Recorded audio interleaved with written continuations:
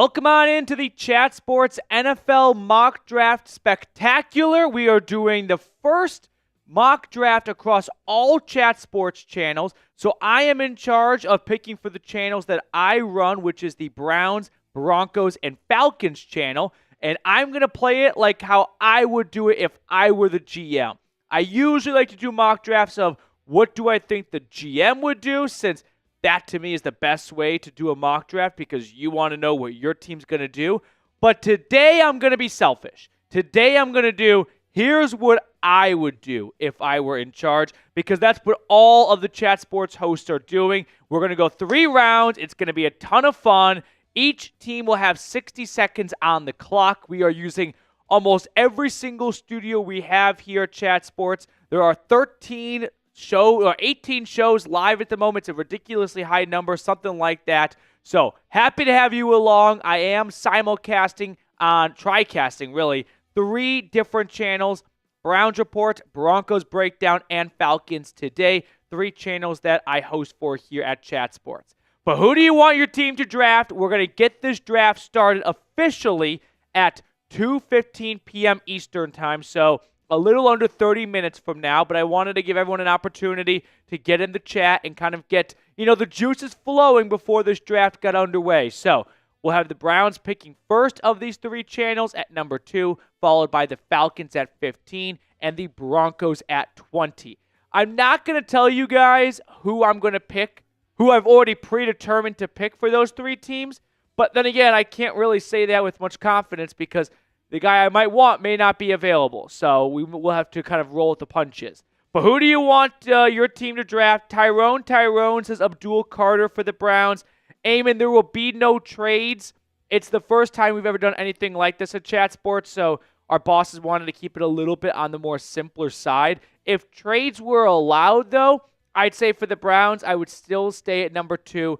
For the Falcons and the Broncos, I would be very open to trading back. It'd be fun to get future first-round draft picks, and then in next year's 3-round Chat Sports mock draft, I'd go into it with, like, Atlanta's pick that year and the Steelers' first-round pick or something like that. Christopher says Mike Green. Let's see. On our Broncos stream, let me know who you guys want me to select for Denver.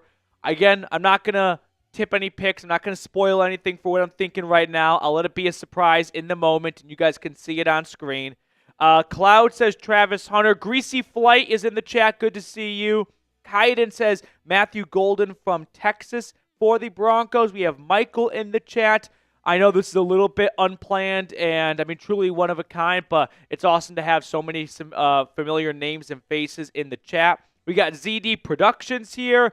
Boyd says Mike Green, you are a Falcon. That's a dangerous game, Boyd. Take it from me. I do not recommend that to the faint of heart. Let's see. Jess, what's up? How you doing? Jessica says Travis Hunter for the Browns. Z-Money Edits, new sub. Welcome aboard. Okay, so let me know who you want your team to draft in the chat. Also, hit that thumbs up button if you have not already. We're going to have a ton of fun. 3 rounds. It's going to go kind of fast, and then we'll have probably some lull periods as some teams are going to take all 60 seconds to think their pick over, but I'm excited. Right now, the consensus for the Falcons channel is Mike Green.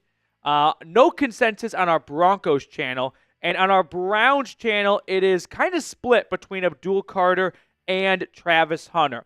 Eamon says Will Johnson. Lav S says Michael Williams. So we got a lot of different names being tossed out there at the moment. Continue to shout out who you would like to see your team select in the chat. I can't wait for the draft this year because it feels like such a unique draft where there's so much unknown at the top. And even at the top, there's a lot of unknown because the prospects don't really feel like top 5 draft pick prospects. You know what I mean? Does Mason Graham strike you as a guy in last year's draft that would push to be a top 5 pick? I don't even think Mason Graham in last year's draft would have gone top 15. And I'm not trying to pick on Mason Graham, but you can do this for a lot of guys who are mocked to go top 5. Take Abdul Carter. Last year, would he go top 10? I'm not convinced that he would have gone top 10. Maybe the Falcons. No, think about it. It was going to be quarterbacks. Let's just go through it last year's draft, all right? top 3 stay the same. All 3 teams, Caleb Williams, Jaden Daniels, Drake May. The Cardinals at 4. Oh, what did I say? Oh, no, I still think that stays the same. I don't think the Bears would change the pick right now. No, I don't think they would. In a redraft, I think the Bears still take Caleb Williams. But at number 4, I think the Cardinals would still take Marvin Harrison Jr. over Abdul Carter. You got to remember, don't think about what you know now about them. Think about what you knew about them going into last year's draft. The Chargers at 5, I think would still have taken Joe Alt over Abdul Carter.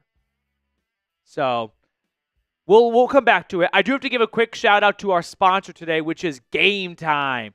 Game Time makes getting tickets faster and easier, even for hard to get playoff seats. Prices on the Game Time app actually go down the closer it gets to tip-off.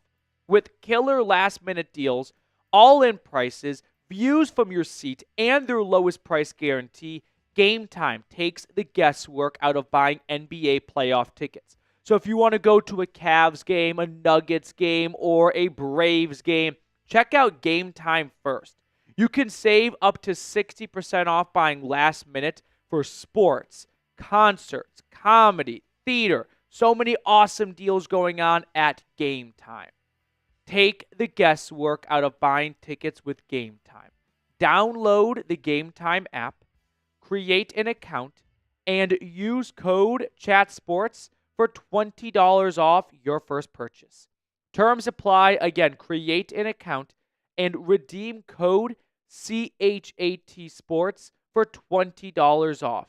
I put all that information in the comments and description of today's video. Download the Game Time app today. Last minute tickets, lowest price guaranteed. So Reed is muted today. Unfortunately, the microphone's just not cooperating. But he does want to ask, who will your team pick in the draft? Not who do you want, which are 2 different things. I always like to answer the question of who I think they're going to pick. While there are some pros to the who I would pick, the biggest pro is if you do enough draft coverage over several years, you can build up a good track record of having good opinions on prospects. So at the end of the day, who do you think when you close your eyes is going to hear their name being called when your team is on the clock? For the Browns, I think it's going to be Travis Hunter. For the Falcons at pick 15, I think it is going to be Mike Green. For the Broncos at number 20, if it's not Omarion Hampton, because he goes earlier, I think it's going to be Derek Harmon out of Oregon, the defensive tackle. So those are my predictions. I've got to put like a backup in for Denver at 20 because Hampton could go before 20. And as for Atlanta, my backup would be at 15. I would say Shamir Stewart, Texas A&M defensive end. Those would be the backup I toss it. The Browns, I think we know at this point. Quick Falcons news, just general NFL news as well. The Kirk Cousins situation just got a little bit of a new twist to it. Aaron Rodgers was just on Pat McAfee, and he sounded like a man who is very much contemplating retirement. So if Rodgers does not go to the Steelers, one's got to envision Pittsburgh is going to be blowing up Terry Fontenot's cell phone to get Kirk to the Steelers. So Atlanta could have the, ace up their sleeve and the ultimate wild card effect of you're desperate for a quarterback. We have a starting quarterback. Give us a good draft pick, which would be a huge Hail Mary for a team that really only has 3 valuable picks in this draft: a first, a second, and a fourth. They lost their 3rd for Matthew Judon. They lost their 5th for tampering. They lost their 6th for the Van Jefferson trade, and they have 2 7s. But 7s to me are worthless. So Luke and Michael getting a super chat in. We were live on all 3 channels during free agency. We're going to do that all again for the NFL draft, and the competition during free agency blew me away, and I'm excited to see what we can muster up during this kind of mock draft run right now. It's really a mock draft. We're kind of practicing everything for a week from today, but while we're practicing, we thought, why not go live and, make some real picks out of it. So we'll get both those super chats on screen, starting with Luke Roth over on our Browns stream, saying, I would trade the 33rd pick back to get an extra third-round pick. I'm getting more and more confident when I say the Browns are not going to trade back into round 1. I don't think that they view any of the quarterbacks as guys worth an extra pick to acquire. And I don't think the 5th-round option is so valuable to them that they would give up one of their third-round picks. So unless they can go from 33rd to like 32nd and just give up like a 5th or a 6th, I think they're going to stay put at 33. Trade back is possible, but my gut tells me they've got their preference of that kind of second-tier quarterback, and they don't want to mess around and potentially not get that guy. So it may be a reach to some, but I think they're going to use that 33rd overall pick on a QB. Luke, thank you so much for your super chat. Then we got one coming in from our Broncos stream. It is Michael, a $50 super chat, putting the Broncos breakdown in the driver's seat for a little super chat competition between all 3 channels. No prizes, nothing like that today. But Falcons today, the last stream to get on the board for a super chat. Michael, shout out to you. Everyone in our Broncos stream, show the guy some love for putting the Broncos breakdown at number 1 in super chats today. Spam Michael in the chat. Shout out to you, my guy. Appreciate your support of the channel. Hope you're having a good one. What if I just sold out and let the biggest super chat make the pick? What an ultimate... Yeah, no, I'm not selling out. I refuse to sell out. Although I will say if Andrew Berry allowed me to do that or any of these GMs, I'd contribute possibly. I'd put together a bit of a slush fund. You know whose name I'm looking at the chat right now has slid a ton? Tennessee's James Pierce. There are some red flags off the field from a locker room standpoint, and I've seen some mocks where he goes in the middle of round 2. If Atlanta goes, like, say, Will Johnson in round 1, and they could land James Pierce in round 2, that would be borderline highway robbery. If James Pierce's character checks out and he's not some locker room cancer like some high school teammates of his has said he is. So get ready for that. We are 14 minutes away from the start of the draft. I'm just going to reset a little bit here. We are live right now on our Browns, Broncos, and Falcons channels at Chat Sports. I'm the host of all 3 of those channels. So what we're doing is we are doing a Chat Sports 3-round mock draft. Chat Sports does not have a host for all 32 teams. We don't actually even have coverage for all 32. Some of the smaller fan bases, wink, wink, the Jags, the Chargers, they are the last in the pecking order to get a host and a full-time channel devoted to them. So we're going to use the simulator for those teams. But for all the other channels that we do have a full-time host for, we are going to make the picks on behalf of that team. So I will be making the selection for Cleveland, Atlanta, and Denver during our stream today. Appreciate everyone for hanging out with us as we do a mock draft company-wide. I'm excited for it. It should be a blast. DJ Ray and Desire Best with a super chat. We've got 88 people tuned in on our Falcon stream, 78 on our Brown stream, 56 on our Broncos stream. Do me a big favor, click the like button if you haven't already. DJ, you're on screen, dude. What do you think the odds of the Steelers moving up to get Shedeur Sanders at QB instead of Kirk? I don't think they will feel the need to move up. I think they could feel confident that at 21, if Shedeur slips past the Saints at 9, that they may not have to jump up to get him. Now, there's a chance that the Saints take Shedeur at number 9. I think the Steelers would be comfortable with staying put at 21 and not jumping from 21 to 8. If they make that jump, they're giving up a future first-round draft pick and probably a second or third. I based that off when the Bears went from 20 to 11 to get Justin Fields. That cost them a future first and a third. 21 to 8 is a future first and maybe a second. To me, that would be too rich for the Steelers to get Shedeur Sanders in a bit of a panic move, all because they didn't get Aaron Rodgers. Smart organizations don't make those panic moves. The Steelers are a smart organization. DJ, thank you so much for your super chat. We got one coming in from Desire Best on our Broncos stream. All 3 channels with the super chat on the board now. Hey, Petey, did you see the Ashton Jeanty statement? I have not read the full article. I saw it pop up my phone last night right before I went to sleep, and I was like, oh, I'll read this when I get into work this morning. and then I got into work this morning, and Reed and I hit the ground running, and then I forgot. But I did see how he signed off. One, I love the Players Tribune. I used to love reading those articles. And do you ever have, like, and this could happen with me, possibly with you, a content creator or like a channel that you like binge a lot of their stuff, and then they just fall off your feed because you never actually officially followed them, but the algorithm knew you liked it, so they just kept showing it to you. And then like months go by and you're like, I completely forgot about that channel. That happened to me with Players Tribune. I used to read every article, and then like a year went by, and I was like, wait, I haven't seen a Players Tribune article feed in a long time. But the ending was awesome, right? He was like, this is tackle football. If you want a running back that no one wants to tackle, I'm your guy. That was goosebumps right there. Who they can't tackle, even better. So I think Jeanty's going to be an awesome player.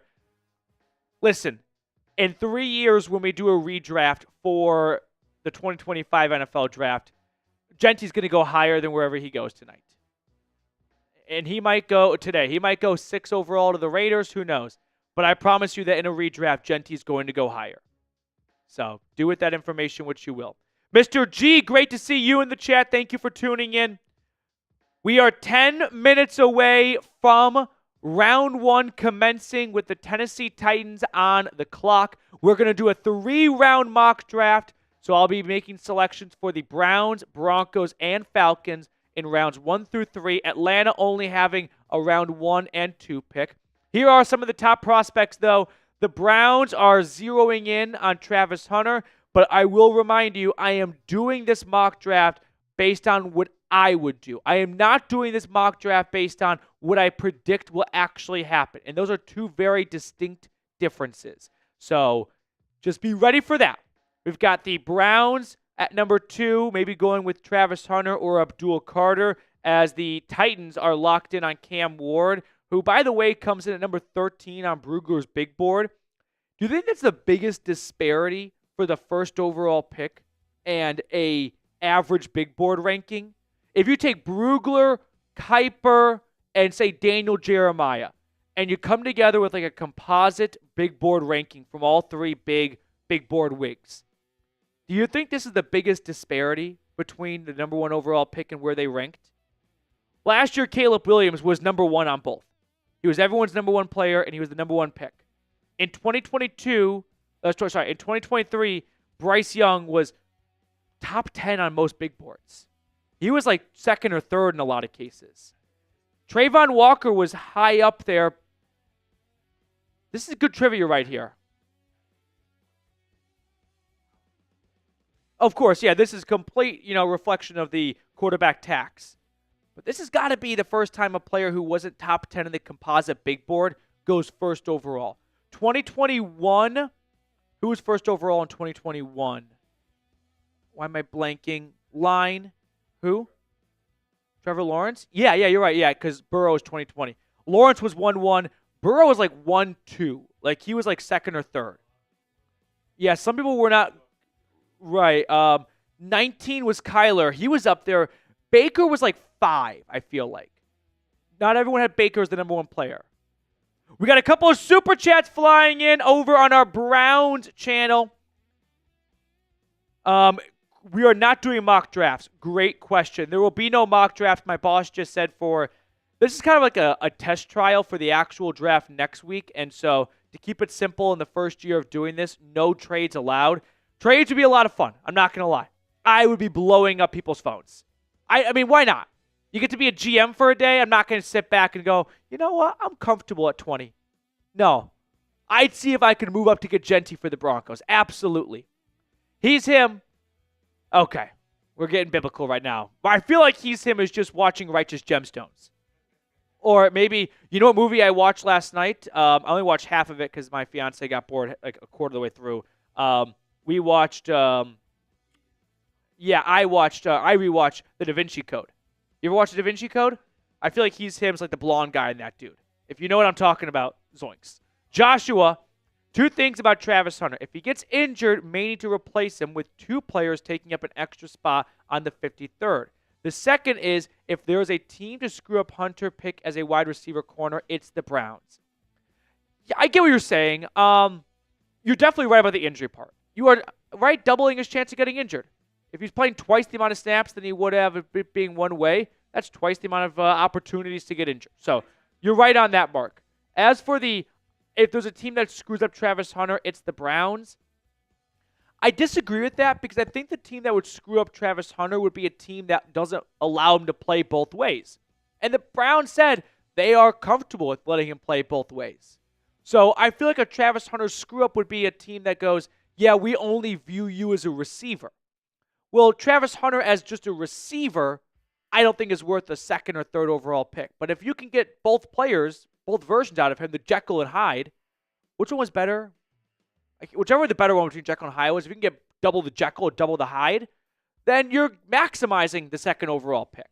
Josh, I hear what you're saying, though, altogether. Really appreciate your super chat, though. Are we all caught up on supers? Oh, we got some news? Oh, the Cowboys signed someone. I don't know who.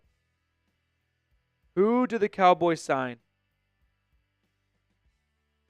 I think it's some nobody. Oh, talking about bad timing. George and Sean Payton are doing their Zoom press conference right now before the draft. So we picked a great time for this one. All right. We are 5 minutes away. So another super chat coming in from He's Him. Very personal one, too. And then we got one on our Broncos channel. Coach Chris, appreciate it. Jafia Sports. So then why name it mock draft? I'm confused. You lost me. I don't know if you're talking about something else in the chat. I do try and keep up with the chat as closely as possible. Coach, one more week, and we will see what we do. On one hand, I hope we make a splash in all of this. Anticipation isn't for nothing. Love the show. Trade up or stick at 20, either running back or wide receiver at this spot. I'm not a big fan of the receiver class in general, and I don't think receiver is as big of a need for the Broncos as some people maybe like yourself do. Running back is a priority for me, though, for Denver at number 20. Spoiler. Coach, shout out to you. Everyone show Chris some love in the chat for supporting the channel. Thank you so much, Coach Chris. What's the actor's name from The Big Lebowski? Someone help me out here. Because like the picture on the monitor is way smaller for me. And then we got another super chat coming in. These selections are going to start in 4 minutes. 4 minutes. You want to get the timer up when you get the opportunity? He's Him sent a super chat in right after Joshua Miller did. No, not the Jesus one. The next one. Oh, I didn't see it. Oh, put it back. Oh, you stuck that on screen? Oh, I didn't even notice that. I'm too busy locked in on the camera. He's Him. We'll throw it back on screen because I never even... Was I talking about something else? I got distracted. Yeah, I'm not going to answer this question. How about this? I'll make a fair deal. You could super chat an amount, and I'll do over or under. That I feel like is a fair compromise. If you want to throw in an amount, you get one guess at it because I'm not going to go back and forth. I'll just do base salary. Josh, is it harder to wait for Christmas or the draft? Definitely the draft. And I'll tell you why. Because in October, I'm not thinking Christmas. In January, I'm thinking draft. I've always said, not always, I've always said a couple of like, if I were in charge of a team, what I would do. One, I would always take the points in the first half. Two, I'd always lean best player available with a few caveats. Like if there's a quarterback, but you already have one, don't do quarterback. And three, I would, as an owner, as a billionaire, hire 2 scouts, have some friends, ship them to like St. Helena, where Napoleon died, throw them in the middle of the Atlantic, somewhere in the Pacific, ship them out there the day after the college football playoff ends. Bring them back the day before the NFL draft. Cut them off from complete communication with the rest of the world. They can talk to their families, but they can't see a single mock draft. They can't know anything about the combine, none of that. And I want them to come back and tell us what they think of prospects fresh coming out of the college football season. Because I fear that we far too often let pre-draft meetings and combines and silly little videos of guys running in their underwear at Lucas Oil taint our memory of what we saw in them in September and October and November when they were actually playing football. Okay. Coach Chris with another super chat. Yeah. You want to throw Chris's on really quickly, and then we're going head first into this mock draft with the Titans on the clock first. By the way, I'm going to find out the picks when you do, when they get on screen. So I won't be, 10 seconds ahead. As soon as it's on screen, I'm letting you, we're going to find out together. Coach, $50 super chat. Thank you so much. Let's pump up these super chats. Keep the lights on for these guys. Go Broncos. Coach Chris and Michael putting the Broncos breakdown in first place in super chats with $122. Thank you guys for your support of the channel. Salute to all of you. All right, he's him. We'll get to your super chat at the first break because we're about to start the draft. So I promise we will get to it. Here we go. The Tennessee Titans are on the clock. Wait. Dun, dun, dun, dun, dun. Let's go. The pick is in for the Tennessee Titans, and then the Browns are on the clock. We are awaiting the pick. It is in. Goodell is going to walk to the podium, and then the Browns are on the clock.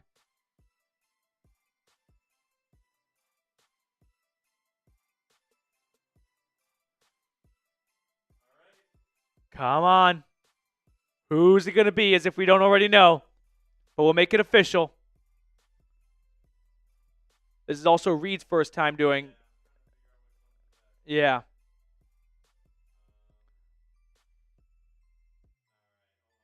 Hold up. Wait a minute. Come on.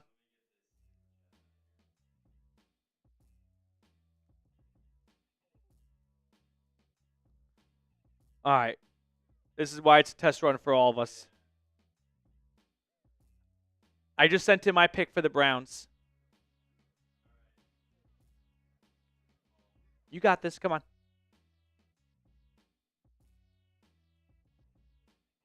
We're just having some technical difficulties, but that's why we're doing it today.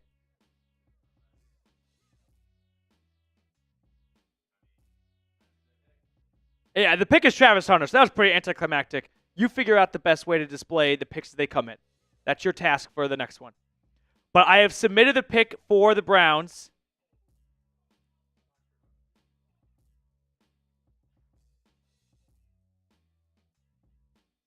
I know. I wanted to keep it a secret.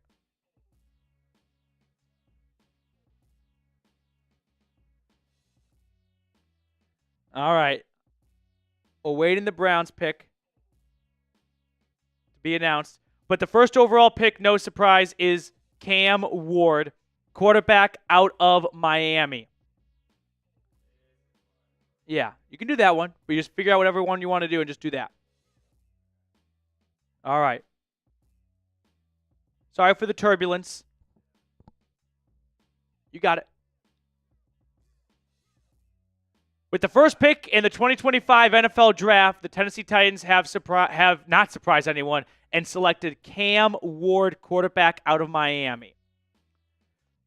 With the second pick in the 2025 NFL Draft, on behalf of the Cleveland Browns, I have selected Travis Hunter. I made this pick based on what I would do, and I have completely turned around on the Hunter versus Carter debate at number 2, and I feel that Travis Hunter is just too special and dynamic of a player to pass on. There are some risks, there are some concerns, there is no doubt, but picking number 2, I am willing to take the opportunity on Hunter and pass on Carter, given that you already have a future Hall of Famer at defensive end with Myles Garrett.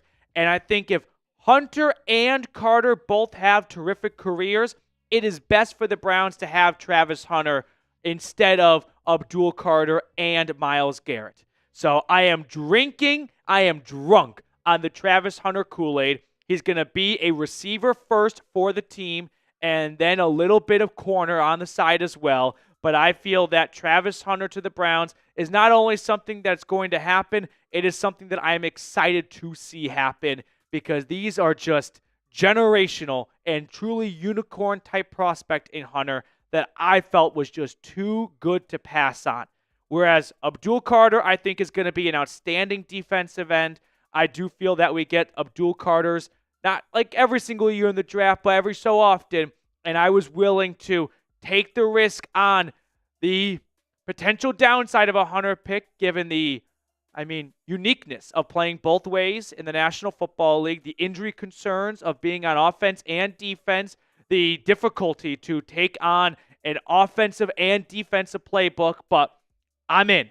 Travis Hunter, you are a Cleveland Brown. That is the pick I made for the Browns at number 2. Yep, who did the Giants take? At pick number 3, the New York Giants select Abdul Carter, defensive end out of Penn State.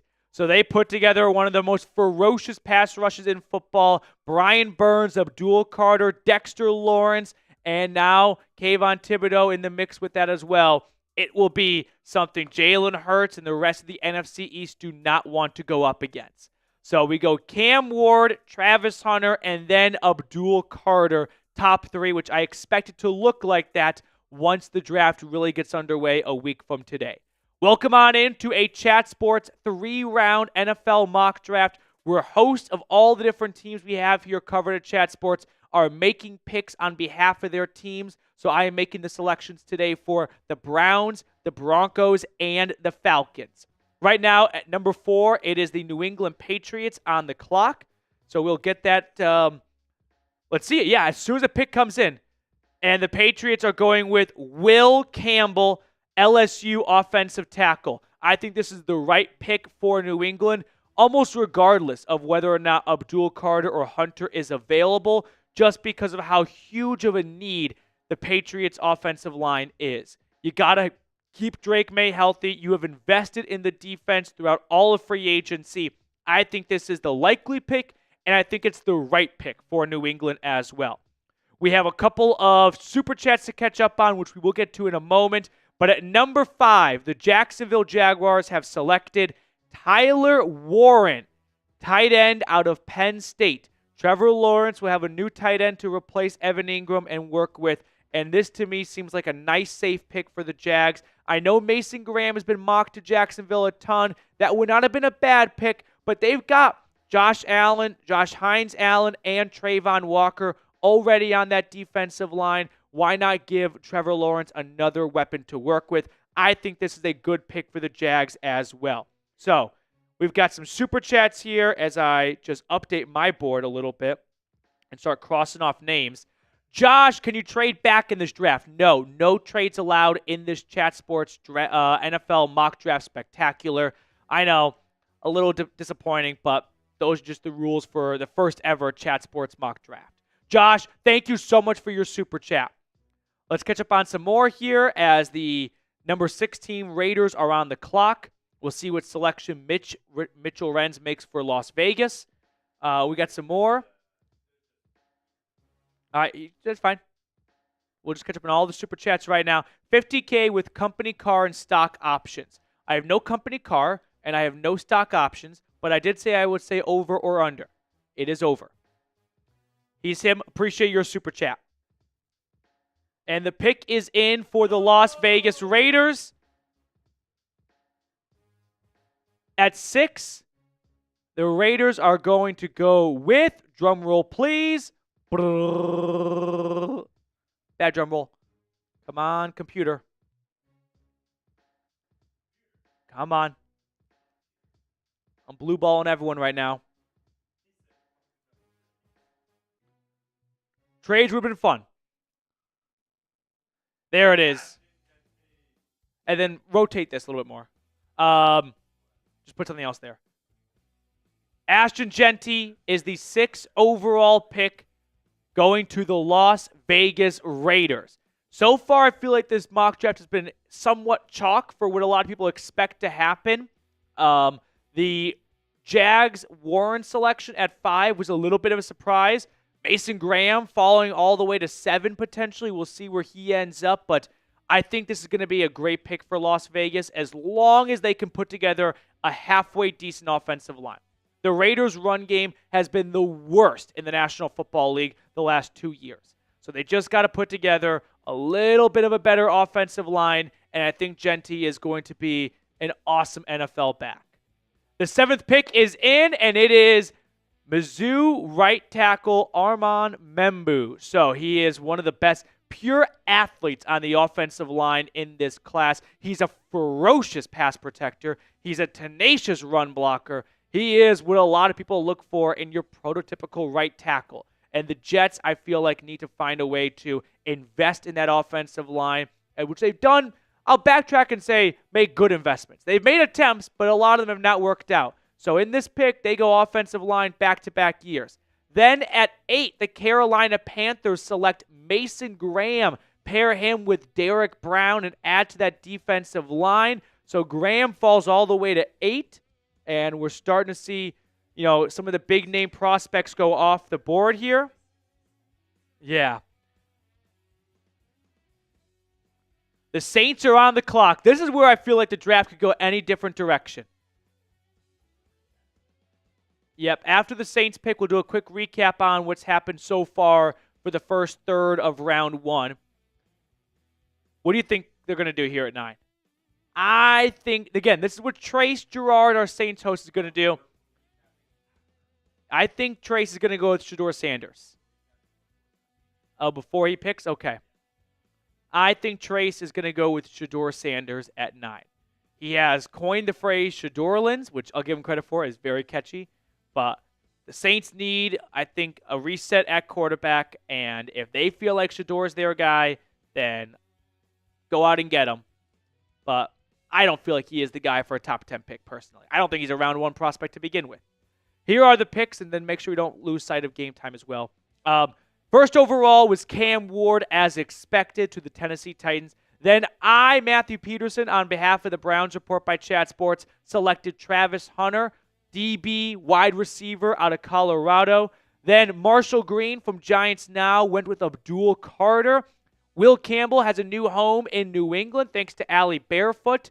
The Jags do not have a channel at Chat Sports, so the mock draft simulator selected Tyler Warren out of Penn State. Mitch from the Raiders Report went with Ashton Jeanty, followed by Patrick Seaman made the pick for the Jets at 7. Armand Membu to beef up that offensive line for Justin Fields. Then the computer for the Panthers took Mason Graham, Michigan defensive tackle. And now we await the pick at number 9 for the New Orleans Saints. While we wait for that pick to come in, quick shout out to our sponsor today, which is Game Time. Game Time makes getting tickets faster and easier, even for hard-to-get playoff seats. Prices on the Game Time app actually go down the closer it gets to tip-off. With killer last-minute deals, all-in prices, views from your seat, and their lowest price guarantee, Game Time takes the guesswork out of buying NBA playoff tickets. So if you want to go see a Nuggets game, a Cavs game, a Braves game, or any other sporting event in your area, make sure you check out Game Time first. Save up to 60% off buying last minute for sports, concerts, comedy, theater, and more. Check out Game Time today and take the guesswork out of buying tickets with Game Time. Download the Game Time app, create an account, and use code CHATSPORTS for $20 off your first purchase. Terms apply. Again, create an account and redeem code CHAT Sports for $20 off. Download the Game Time app today. Last minute tickets, lowest price guaranteed. So we are all caught up on picks 1 through 8. Now we await the Saints selection at pick number 9. Quick plug here. Click the subscribe button down below if you haven't already. Help us continue to grow here at Chat Sports. So if you want free NFL draft coverage, at least subscribe for this week, because I'm going to be putting out at least 1, probably 2 videos a day from now until next Monday. So if you don't like the content after that, then you can unsubscribe. But do imminent future you a favor and subscribe right now. So here are the picks. And one more time, for anyone just tuning in, we are doing a company-wide 3-round mock draft. I'm making the picks for the 3 teams I cover at Chat Sports: Browns, Broncos, Falcons. So I'll be on the clock when all those 3 teams are on the clock themselves, and I'll make the selections for them. The Saints are on the clock right now, though, and we are TriCasting on 3 different channels here. So Browns report, Broncos breakdown, Falcons today, all getting the same feed. There it is. With the 9th overall pick in the 2025 NFL Draft, Shedeur Sanders goes to New Orleans. So Trace Gerard, host of Saints Now, makes it happen. He has manifested this for weeks. Shedeur Orleans is a reality. And we have our first big headline of the draft: Shedeur going 9th overall to the Big Easy. All right, now the Bears are on the clock at number 10. What does Harrison Graham from Bears Now want to do? Falcons fans should keep an eye on this because this is a very real situation. If Jeanty and Warren are gone, which are the 2 kind of heavy favorites to go to the Bears in a way, then they might go to the defensive line. Show me. With the 10th overall pick in the 2025 NFL Draft, the Bears select Mike Green. Mike Green goes to Chicago at 10, and now the Falcons have to scramble the Jets. That is who Harrison took. I know that was a very popular pick for Falcons fans at 15. Here are some of the best players available: Jalen Walker, Shamir Stewart, Colston Loveland, Jahad Campbell, Will Johnson. Those are some notable names to watch for. Eamon K, you're damn right. So 11 is the 49ers. I think they might go Will Johnson. I don't know. I'm not looking. I find out when you guys find out when it gets put on screen. What does San Francisco do at 11 now?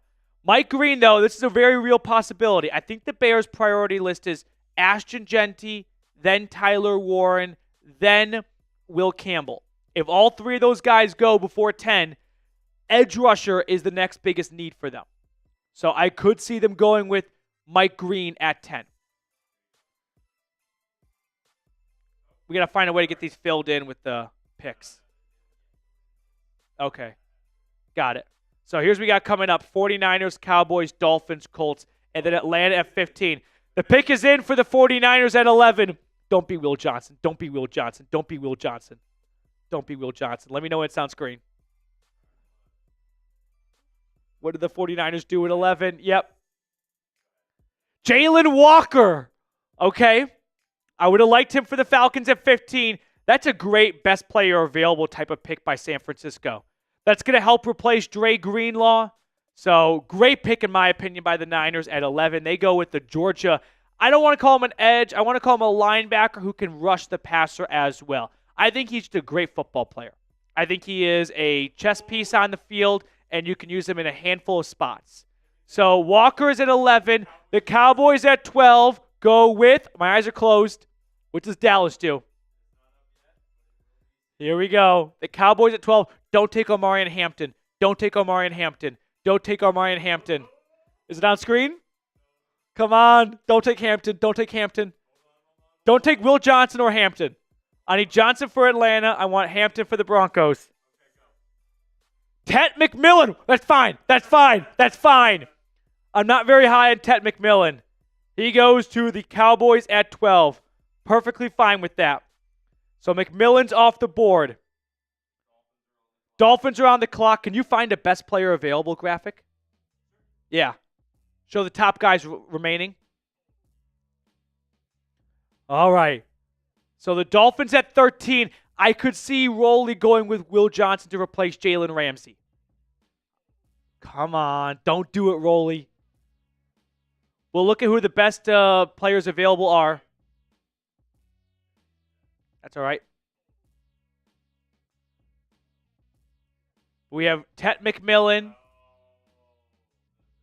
All right, let's just go to the pick and then show best players available. Fuck! Will Johnson to Miami at 13.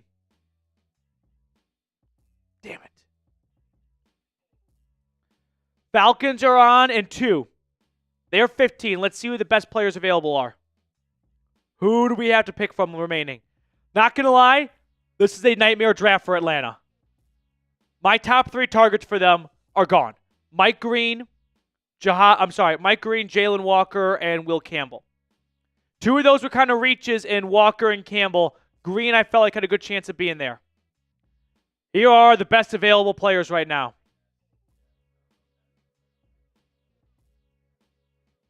Damn. Colts are on the clock at 14. They're going to go with Colston Loveland. What do we want to do, boys and girls? This is tough. I was not expecting to have this bad of a fall. Damn, that one sucks. Okay. The pick is in for Indianapolis. They went with Jahad Campbell. So, here are the top guys remaining. Shamir Stewart, Colston Loveland, Matthew Golden, Derek Harmon. What do we want to do? Oh, this is tough. Okay. I'm going to make my pick right now.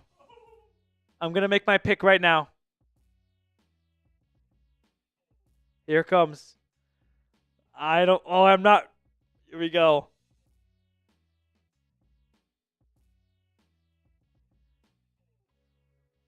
It's in. Pick is in for the Falcons. I just want to say this has not gone well for Atlanta. I was about to go with Jahad Campbell, to be honest.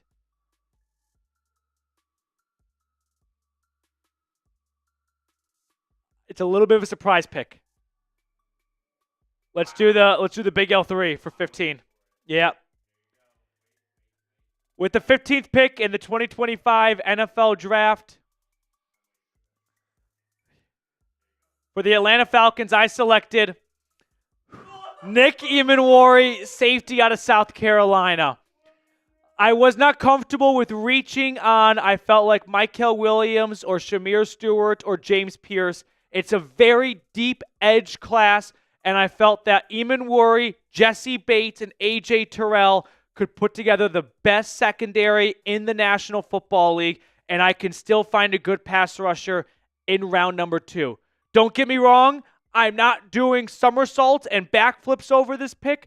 I love Emanwari as a prospect. He is a very rare size and speed type of guy. 6'3", 220, and he ran a 4.38 40-yard dash. He is one of the best pure, pound-for-pound athletes in this class. But at the end of the day, I just didn't want to reach on an edge rusher, and I felt that if we're going to stay true to our word and go with a best player available mentality, Nick Emanwari in this situation, I just didn't want to pass on. I was really torn between Emanwari and Malachi Starks. I felt like Emanwari would complement Jesse Bates a little bit better. Both of them have great ball skills, but Emanwari's just got some traditional ball instincts when it comes to having a nose for the football.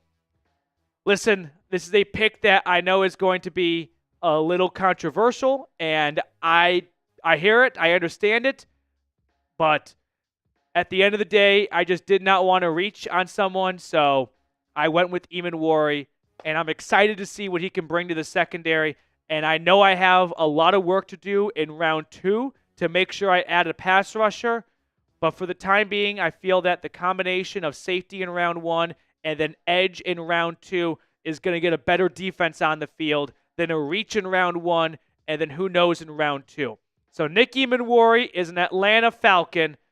Boo me, the tomatoes are coming in the chat. At least understand that my top 5 guys were all taken before me. I wanted Mike Green, he goes to the Bears at 10. I wanted Jalen Walker, he goes to the 49ers at 11. I wanted Will Johnson, he goes to the Dolphins at 13. I wanted Jahad Campbell even. He goes to the Colts at 14.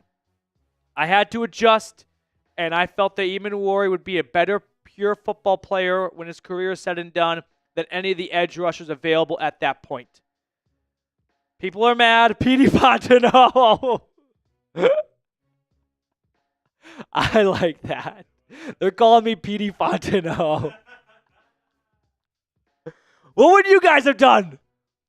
What would you have done? Let me know. Denver is next up at 20.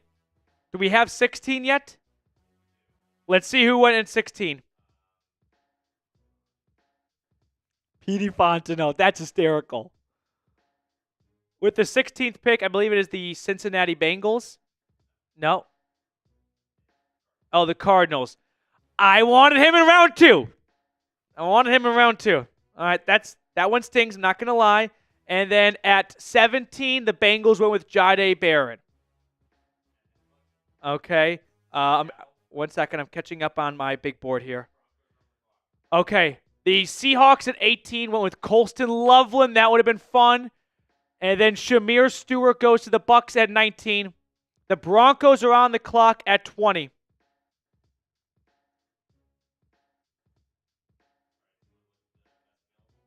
Show them best available.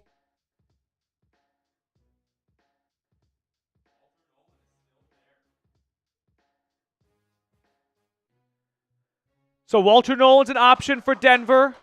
You've got Michael Williams still. I have submitted the Broncos pick at number 20.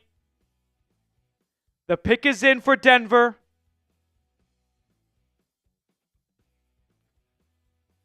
We got 3 rounds of this, so buckle up. We're going to catch up on Supers in a minute here. But with the 20th pick in the 2025 NFL Draft, on behalf of the Denver Broncos, I have selected Omarion Hampton, running back out of North Carolina. The drought at the running back position for Denver ends now. They go out and get a 3-down running back with pass rush protection upside, receiving skills, and he's got incredible size and speed. 220 pounds, and he moves like a bullet. Omarion Hampton is going to finally stabilize that running back room for the Broncos and provide some much-needed assistance offensively for young ascending Bo Nix. He comes off back-to-back seasons, averaging nearly 6 yards a pop and 15 touchdowns. There were concerns that he would not be as effective without Drake May under center, drawing all the attention in 2023. Not a problem in 2024.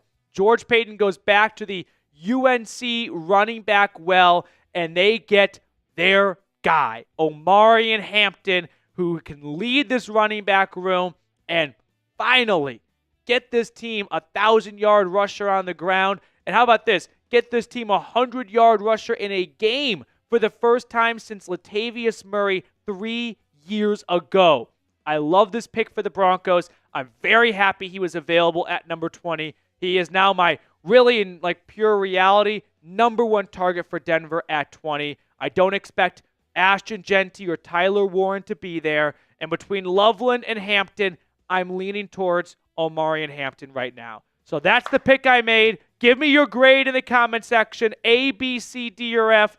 Petey Fontenot is still hearing it right now from the Falcons Today chat. The Browns went with Travis Hunter at pick number 2, but they will be on the clock soon at pick number 33. So let me know A, B, C, D, or F for this selection right here. I like it a lot. Obviously, I like it. I made it. But to me, this is a dream pick for the Broncos. Don't overthink it. Go get a running back that in last year's class would have been the number 1 back by a country mile. Austin Raines, Matthew Fontenot. I deserve it. If you're going to call me Matthew Fontenot, just tell me who. At least I didn't take a wide receiver. Tell me who you would have picked instead. With the 21st pick, the Pittsburgh Steelers went with Derek Harmon, the defensive tackle from Oregon. Austin, I do appreciate the super chat. At 22, the Chargers have a reunion between Harbaugh and Kenneth Grant, the Michigan defensive tackle. So, Green Bay's on the clock. The Browns are next up at 33. Let's catch up on some more super chats. I think there are a few more while we're waiting for the Packers selection.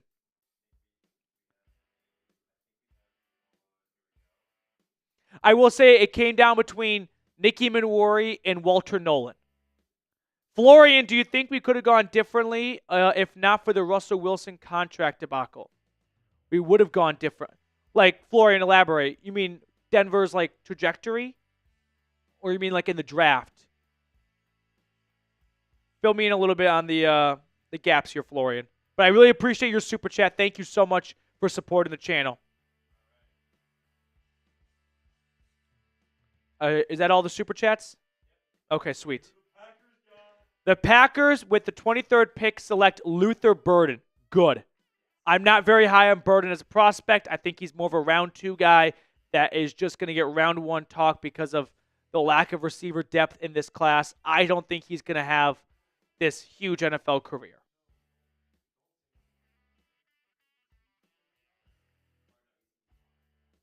Seeps left? I know, but I thought you left tonight. Okay. Luther Burden going to the Packers for Jordan Love.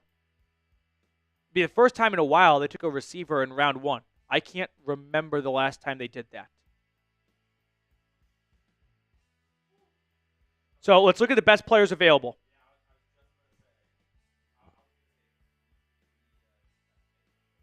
No, best players available real quick. Yeah. Best available.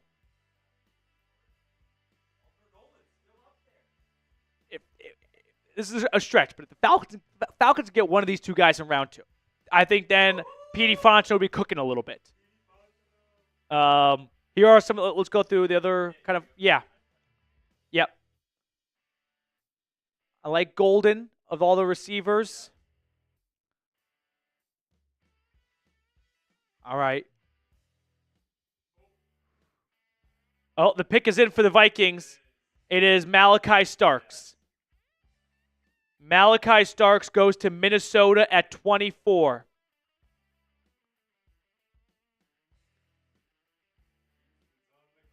The Texans are on the clock. He's going to take Donovan Jackson. I'll tell you right now. Yeah. Jeremy or Josh Simmons. He's going to take one of those 2 Buckeye offensive linemen. Malachi Starks, I was in between him and Emanwari. That's obviously a pick where you can either have Justin Jefferson or Jalen Reagor looking back. They're 2 really good safeties that are very even in rankings, but I went with Emanwari. I just did not want to reach on an edge rusher, and I felt that there were deep enough edges to get in round 2. And it's also important to note that I would not have gone with Emanwari if any of my 5 preferred players were available at 15. Will Johnson was gone. Jalen Walker was gone. Mike Green was gone. Jahad Campbell was gone. Maybe just those 4 then. But I'm sorry. Right now, Fontenot is watching this in his office. He's like, one of us. The Browns are up next. They are going to be the 33rd overall pick. All right, don't look. All right, the Texans have a wild pick at 25. I bet he went wide receiver. I bet he went Emeka Egbuka to reunite C.J. Stroud with Emeka Egbuka. I'm guessing he did that. What do the Texans do at 25? Browns, get ready. You're 33. What did Jeremy Chuggs do for Houston at 25? Come on. Yep. Oh, nah. I didn't see it. I just see Malachi Stark still. Come on. It's loading. Who is it? Come on. This is the biggest tease in the world.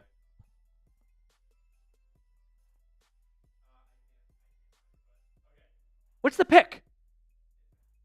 Well, fucking get it on screen. What do you mean you can't? Well, oh, my God, Tex. Come on. It's Matthew Golden.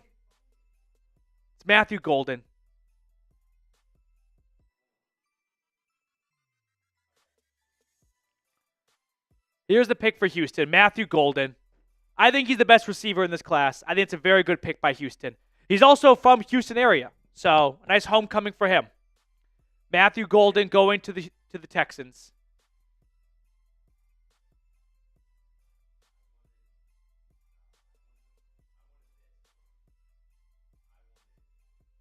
Archangel, I hear you, dude. And that's why I want to go Mike Green. I want to go Jalen Walker at 15.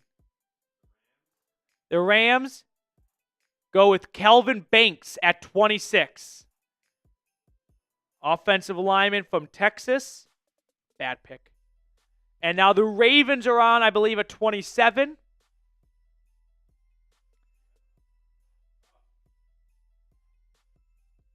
Who do the Ravens select at 27?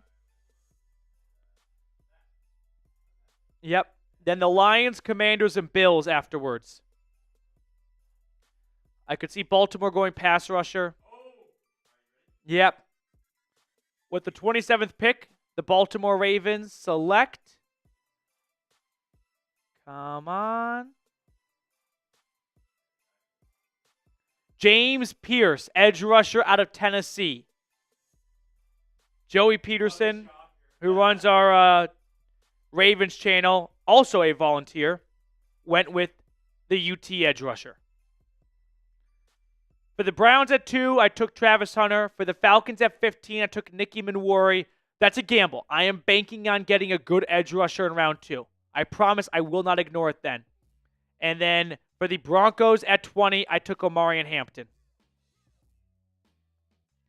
I'm not going to lie. I don't love my Nicky Manwari pick for the Falcons, but I didn't know what would be a better one. Yep, 28, the Detroit Lions. Damn it! Hoping he'd fall more. Walter Nolan. It's a good pick.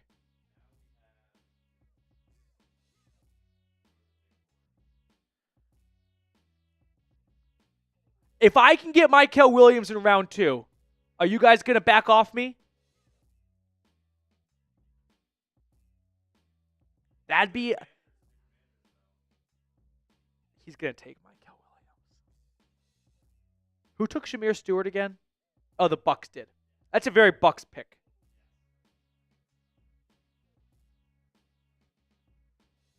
Rizwan, I understand the argument of why not go DT over safety. It's because it's a very deep defensive line class. And I think the guy you can get in round 2 at that position is not very far off from the guy you get at round 1 in that position. I think the way I look at it is I'm getting an A safety and an A minus defensive tackle. Whereas I could have gotten an A defensive tackle and a B any other position. I look at it as I got 2 A grades because I know I'm going defensive line around 2, and thankfully it's a very deep defensive line class. That's the gamble I'm making here. For the Browns, I'll tell you what. Actually, I won't tell you what. Cleveland's coming up soon, though. They are at pick 33. Right now, we're waiting on the Commanders at 29 for their selection. You got to do a auto push for the... Oh, there it is. Yeah. Oh, okay. 29th pick is in from the Washington Commanders. Close my eyes. Tell me when to actually close it. All right. Oh, of course. Sperry has major smartest guy in the room syndrome. I think Jaden Higgins is a good receiver, but not surprised that he went with an outside-the-box pick right here for Washington. So the wide receiver 6, according to Dane Brugler, goes in round 1 to Jaden Daniels with Jaden Higgins. Jaden to Jaden, that would be kind of fun. Mykel Williams. If I could trade up, I would be trading up to get Mykel Williams right now. By the way, I am making these picks based on what Petey the GM would do, not what I predict. If I were predicting, I would do something very different. So far, I wouldn't do anything different, actually, based on what I predict. But in round 2, definitely. Petey Fontenot, more like Petey Dimitrov. I respect it. I really do. You guys should give me hell. I deserve it. But if I had Johnny Cochran standing next to me right now, he'd tell you he would have gone with Mike Green or Jalen Walker or Will Johnson if they were there. Mike Green going to 10 was a big, caber toss to the nuts. The Browns are coming up soon. They're at pick 33.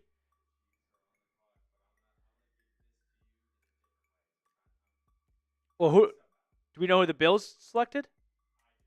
Okay. Okay. Waiting for the Buffalo Bills selection at 30. I got to figure out what to do for the Browns at 33 right now. No.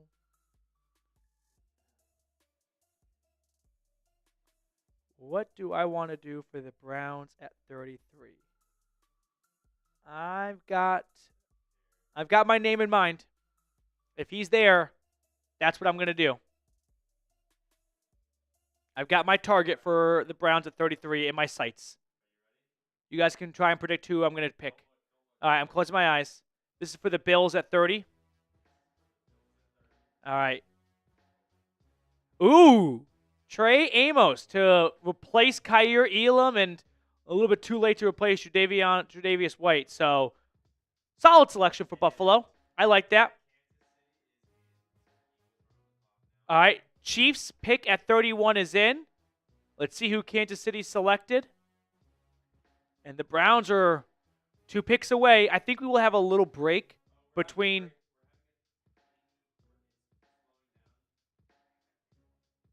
Yeah, I'm listening. Okay. Yeah.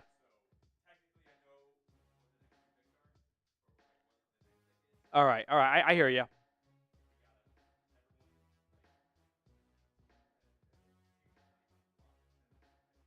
Oh, geez, Teach. Oof.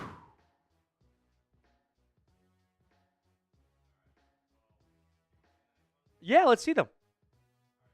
Who did Kansas City? Who did Teacher take? I bet Teacher took. There's no Kansas player. I'm gonna say he took. I'm gonna say Ariante Ursay, Minnesota tackle. Nope, different offensive lineman. Gray Zabel. They retained Trey Smith. This is probably a replacement for like Creed Humphrey. Not Creed Humphrey. What's his face? The left guard. So Gray Zabel goes from North Dakota State, just a little bit south, down to Kansas City. Joe Tooney. Eagles are on the clock, and then the Browns are next. We'll have a little bit of a tea break. I think we got to do a sponsor read during that tea break. Yeah, that's what I thought. Are people still mad at me? Let's get Jonathan's super chat on screen. I'm not going to tell you guys what I'm going to do for Browns at 33. I'm going to keep it a surprise.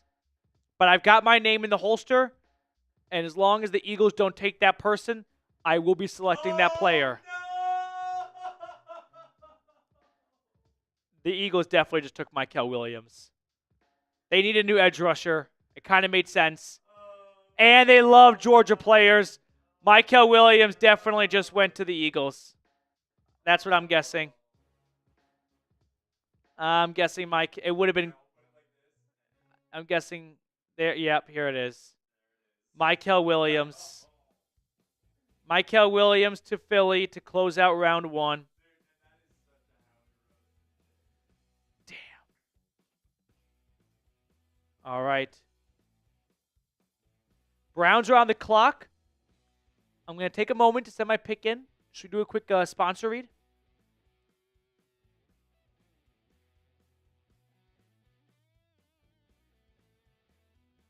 All right. Round 2 is going to begin in 6 minutes. The GM of Chat Sports just said it'll begin at 3:05 p.m. Eastern. So let me tell you about game time, and then we'll kind of recap the first round for a second. All right. First things first, though. Shout out to our friends over at Game Time. Game Time has so many awesome deals that make getting tickets faster and easier, even for hard-to-get playoff seats. Prices on the Game Time app actually go down the closer it gets to tip-off. With killer last-minute deals, all-in prices, views from your seat, and their lowest price guarantee, Game Time takes the guesswork out of buying NBA playoff tickets. If you want to go to a Nuggets game, a Cavs game, a Braves game, or any other sporting event in your area, make sure you visit Game Time first. Last-minute deals at Game Time help you save up to 60% off buying last minute for sports, concerts, comedy, theater, and more.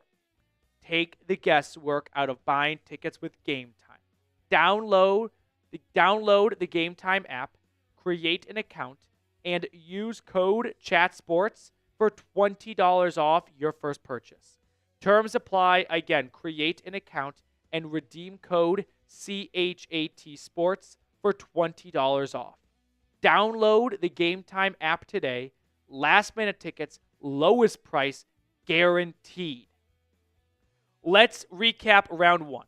Let's go through the picks, and I'll give my thoughts on a few of them in more detail than others. And then we'll recap some super chats. So, no surprise, Cam Ward.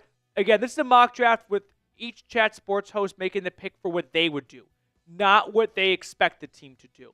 And so I want the Browns at this point to go with Travis Hunter.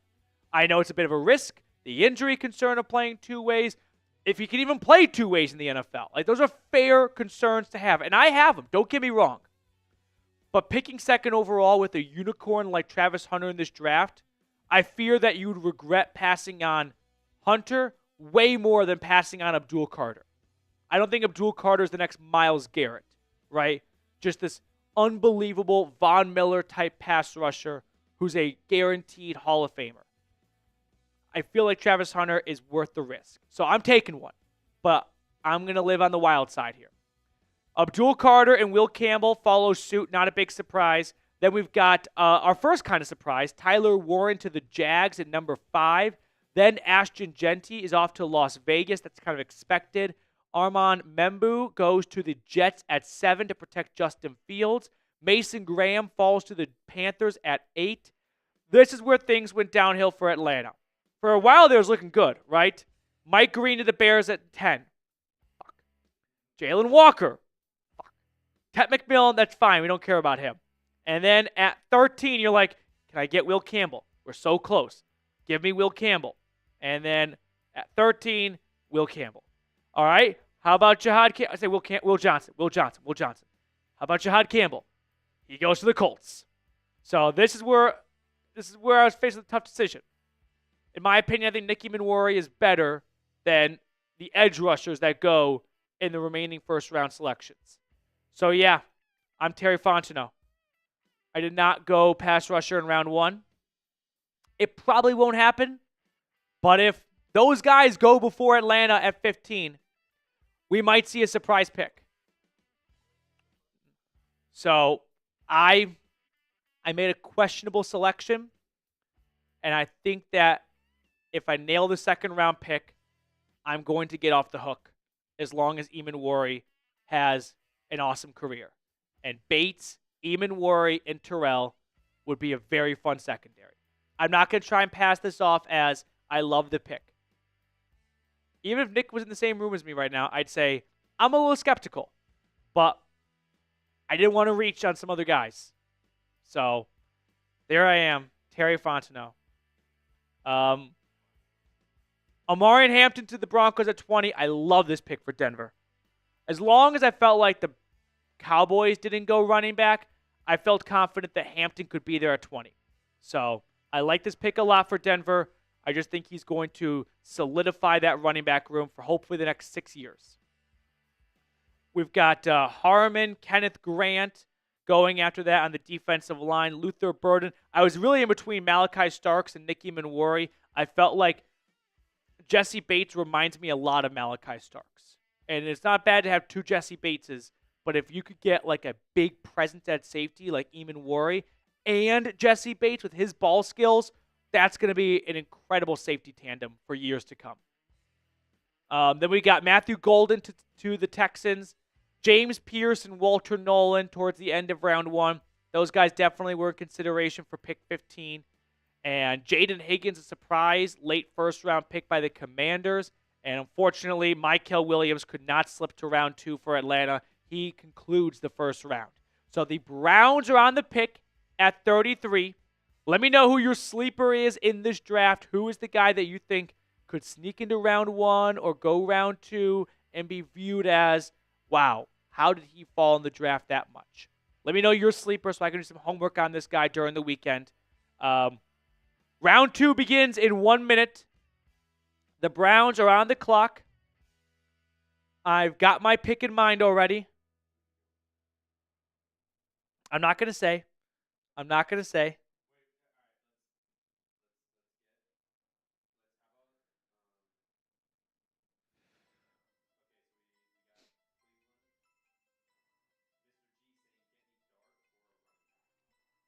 Browns chat, who do you want me to pick at 15? Oh, sorry, at 15, at 33. Let me know.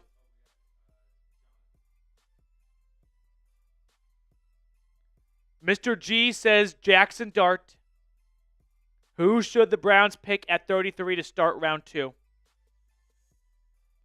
I've got my name. I've got my name to the point where I've already crossed him off on my big board. The pick is in for me. In my head. I'm not sent it in just yet. Yep. Oh my goodness. Michael with a $100 super chat from the Broncos breakdown. Everyone spam Michael in the chat. Holy cow. Unbelievable. We're going to get that super chat on screen. I think we had another one as well we'll get to in a moment. 2 super chats, but Michael Ronquillo, a $100 super chat. Shout out to you, Michael. Thank you so much, my man. Thanks, Matthew Peterson, for your dedication covering the Denver Broncos for Broncos Country. Go Bo Broncos. Michael, thank you for showing so much love and support to the channel. Everyone show Michael some love in the chat right now. You're a real one, dude. Shout out to you. Unbelievable. All right, the Browns are on the clock. I'm sending the pick in. I'm going to make him wait like 30 seconds. Yep. I'm going to take my time a little bit. We had one more super chat we'll throw on in just a moment here. Michael, thank you so much. Time man, we'll catch you later, buddy. Yeah, show the other super chat. I'm going to use my minute. Jonathan, let's go, fat boy. 33, Michael Williams, swagger number 1. Michael Williams goes right before the Browns at 32. I'm about to hit enter on the Browns pick. Are we ready? Here it is. I have sent it in. The pick for the Browns has been submitted. I will once again remind you, I am doing this mock draft based on what I would do if I was the GM. This pick, I do not expect the Browns to make, but I'm going to do this mock draft how I would do it. So I can always come back to this and see if I was a really good or bad GM. Wow. Yep. Reed is shocked right now. Here it is. Caleb Johnson, Iowa running back to open up round 2.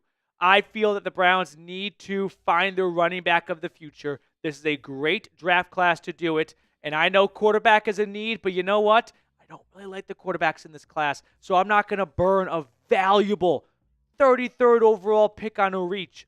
No, instead, I'm going to go out and get, unfortunately, what I think is going to be the next Nick Chubb for this team, which is not a bad thing, but it sucks that we have to say that part out loud. So, yeah, give me the Hamilton, Ohio native. The guy who's 6'1", 224. He's got great burst at the line of scrimmage. He may not have the elusive top-end speed, but, man, does he seek contact. He seeks violence. He runs people over for a living. He averaged over 6 yards a carry, 21 touchdowns in his lone season as a starting running back for the Hawkeyes. What I like the most about Johnson is the way he persevered last year. He's an explosive back in an Iowa offense that ran the ball more than almost any other team did. And the defense knew that.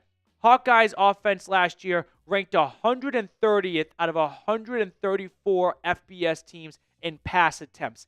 Everyone knew in the stadium where the ball was going, and he still turned out over 6 yards a carry. I think this guy has some Nick Chubb, David Montgomery shades to his game, and I want to see the Browns get back to running the ball effectively and well. So I'm going to go with my number 2, my number 3 back in this class to open up round 2. Give me Caleb Johnson. Give me a guy that can move the chains for whoever's playing quarterback, because the tough pill that I think a lot of people need to swallow is the Browns' quarterback solution is not in this year's draft. So I'm not going to waste a valuable pick. I've got a quarterback in mind for later. We'll see if I can get him, but that's the pick for me at 33. Caleb Johnson. Whew. Let's go. Now we wait for pick 34, which is going to be the New York Giants. Let's see if Marshall Green from Giants Now takes a quarterback. I don't like Jalen Milroe. I don't even really like Jackson Dart, Tyler Shuck. No, not at 33. Yep. Emeka Egbuka going to the Big Apple. The Ohio State, historic receiver is off to the Giants to work with Russell Wilson or Jameis Winston. I like this pick. I think Egbuka's going to have a good NFL career. He was I felt like, underappreciated while at Ohio State. Maybe Buckeye fans will push back on that, but whenever you think of receivers from OSU recently, it's Marvin Harrison, it's Chris Olave, it's Garrett Wilson. Egbuka was right there with all of them. I think he's going to be an outstanding receiver at the next level. So to recap what the Browns have done so far, Travis Hunter and Caleb Johnson. I just got 2 playmakers for this team. I got a guy that can play on offense and a guy that can play on defense. Now I got a new running back to finally get the Browns' ground game back on track, because it has been off track since week 2 of 2023. Get that ground game where it was for so long. Kevin Stefanski's back in charge of the offense. They want to run the ball. Let's get a new brand new workhorse back for him. And with the 35th pick in the draft, the Tennessee Titans have selected Kyle Williams. Just hit spacebar. Oh, there it is. Wide receiver out of Washington State. I got to do some more homework on this guy, because some people think he's a round 1 guy. Some people think he's a day 3 guy. There are conflicting reports on him. What I can tell you is he put up great production last year for the Cougars in an offense that did not have a lot of firepower to it. Now we've got the Jags on the clock at 36. Where is Kyle Williams on my big board? Yep. He was 91 on Dane Brugler's big board. We are doing a TriCast between our Browns, Broncos, and Falcons channel. I'm the host of all 3, and here at Chat Sports, we're doing a 3-round company-wide mock draft. We're kind of simulating what's going to happen next week with all of us being live at once. So a trial run and an opportunity to have some fun and do a real mock draft. So we got that going on right now.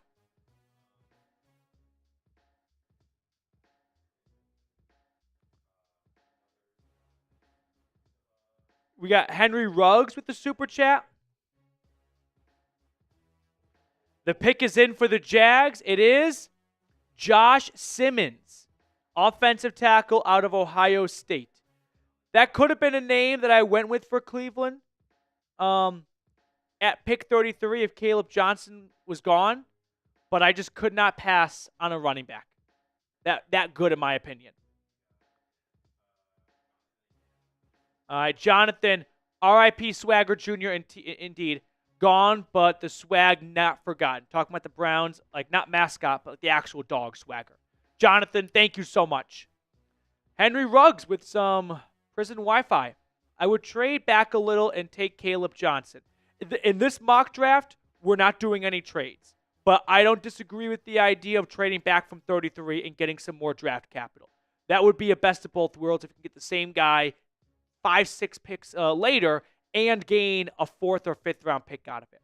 Henry, agree, and let me know what they're having at lunch and dinner today at the yard. He, by the way, coming out of jail soonish. Oh, they put him in a nice jail. Oh, I didn't know there was a nice jail. Let's see what Henry... All right. Henry Ruggs' jail. It's a mansion?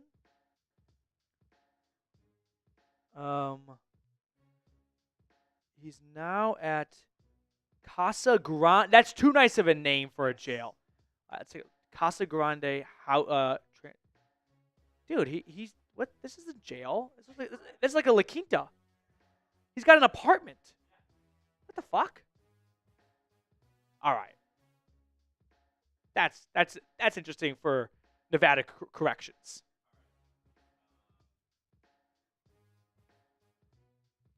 By the way, I think Henry Ruggs will play in the NFL when he gets out of jail. Yeah, I don't. He's only going to be like 27 years old. I think he will get an opportunity.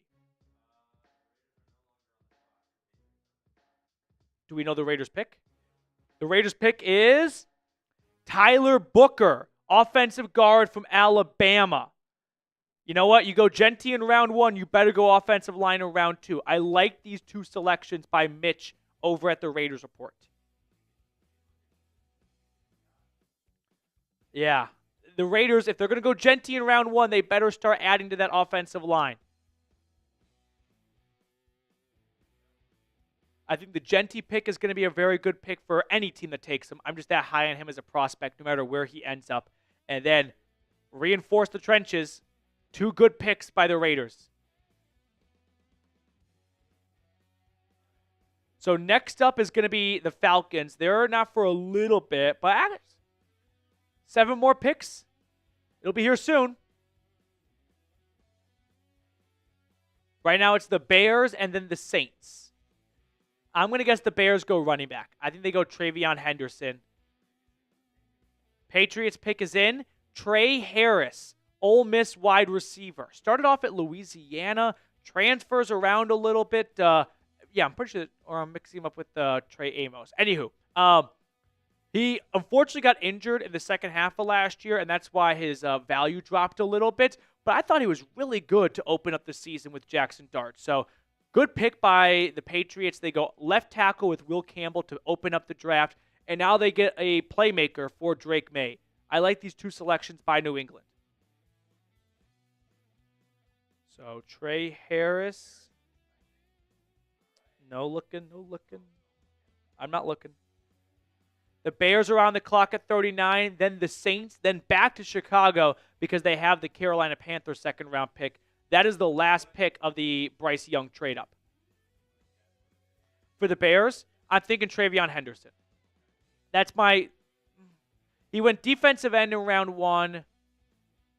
I'm thinking he goes running back in round 2, but he may not want to reach on a running back.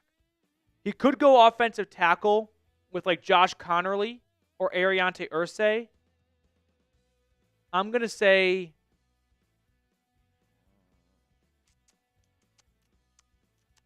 Travion Henderson. Yeah. Now I'm trying to think what to do for for Atlanta coming up. I'm going pass rusher. I promise. Yep.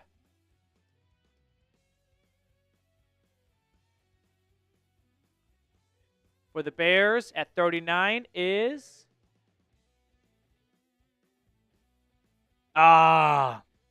it is offensive tackle out of Oregon, Josh Connerly. Yeah. I think that might be like a best player available type pick. I'm not very high on Connerly. I feel like he's a bit of a raw project, but the Bears have invested a ton in their offensive line, so it would be on brand for them to continue that trend and add a tackle after adding 2 new starting guards and a new starting center. They are more or less bringing in 4 brand new starters up front. Like the Mike Green pick, I'm sure the Falcons would have liked to have him at 15, but Connerly, yeah, you're not going to run very far if you don't have a good offensive line. So he's going to compete with Braxton Jones, their current left tackle, for that starting spot in front of Caleb Williams. All right, next up is the New Orleans Saints at 40. What does Trace want to do at 40? He goes with Mason Taylor, tight end out of LSU. He keeps Taylor in the state of Louisiana. Bears now back on the clock. I feel like this might be Travion Henderson. I think it's going to be a running back. Is it in? Come on. I want to see. You can't do this to me. Yeah. With the 41st overall pick, the Falcons are coming up soon. So get ready for that. Start letting me know who you want to take in the chat. Once we look at the Bears pick. Oh, I picked the wrong Ohio State running back. Quinshon Judkins. Let's look at the best players available right now for Atlanta. I like Henderson more, but both running backs are really good. All right, boys and girls. Who do you want to go with for Atlanta at 45? Should I give Bijan Henderson to work with? Would that be fun? Who else? Who are some of the top players available? Yeah.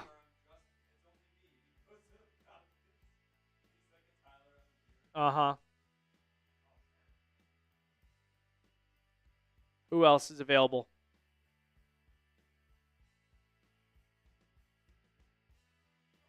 Yeah, I was waiting on you. Okay. All right. Yep. Starting to put together an idea of what I want to do. Uh-huh. Yeah, do a top edge. Top edge is available. Who to pick? I've kind of got my name in the name I want in mind.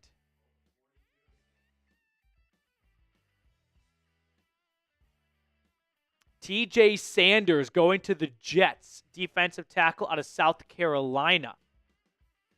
So they went with a pair of players in the trenches, Armand Membu and now TJ Sanders. 49ers coming up next, and then the Cowboys and the Falcons right around the corner. So Mason Taylor, unfortunately, not going to be a Bronco. He goes to the Saints. I've got my name in mind. I've got my name in mind.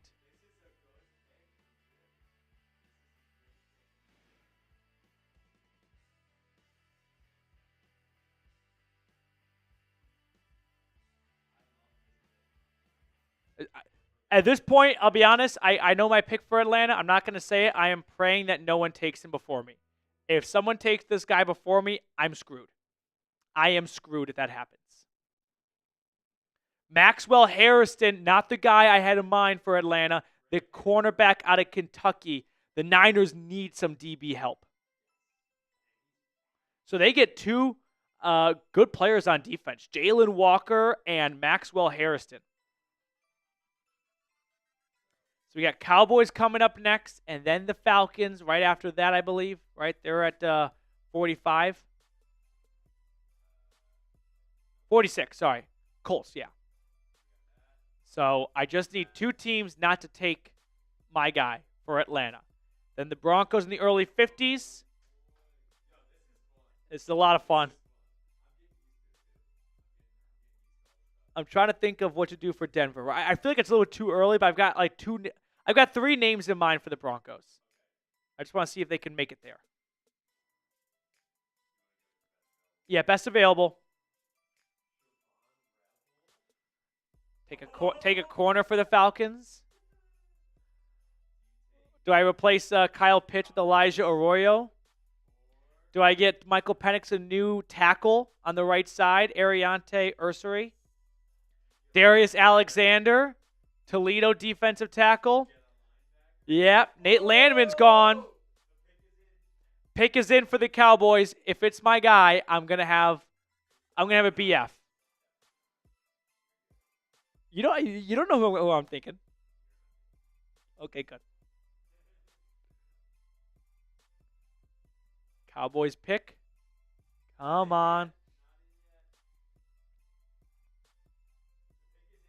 I'm not going to lie. I might have regrets over Omarion in round one because I thought I would have better defensive linemen available in round two. So you know what? That's why we do a practice run right now. Lesson learned. But at the same time, I like Omarion a lot as a player. I didn't pick him as a panic pick. It was more like I think he's a great player, and I'm banking on getting a good pass rusher in round two. Tom Downey from the Cowboys Report. Who have you selected at 44? Come on. Travion Henderson. Yep. New Cowboys running back. I like that pick a lot for the boys. All right, we're going to pause for a moment just to recap what's gone on. Let's recap. What do you want to do? All round one? Yeah. Falcons fans and Broncos fans picking at 51. Let me know who you want to select. And then Browns fans, no quarterbacks taken so far in round 2. Right? They're all still there. We got Danny. Danny, big extra thank you to you. And you know why? No quarterbacks taken in round 2.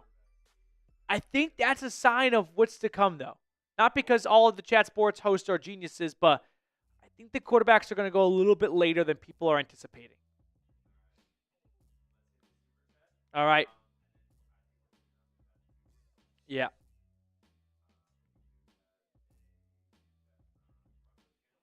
Okay. So a super chat on our Broncos breakdown channel. Danny really wanted the LSU Tigers tailored to Denver. Matthew may go wide receiver in round 2. I would not have been opposed to Mason Taylor in round 2. I'm not going to lie. If he was there, I would have definitely been, open to it and really consider it in. So, I know you love your LSU Tigers. There's nothing better than when your college team and your pro team align. That is the best feeling.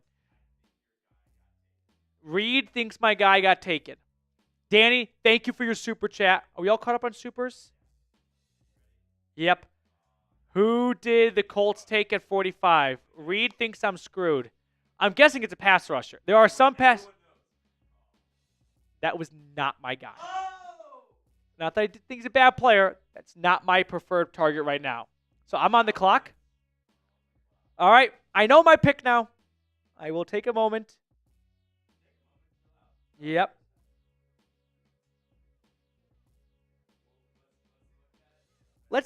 Best available. Just a little peek.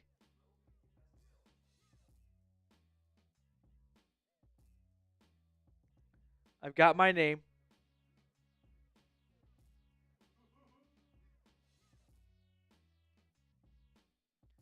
All right. I have sent it in.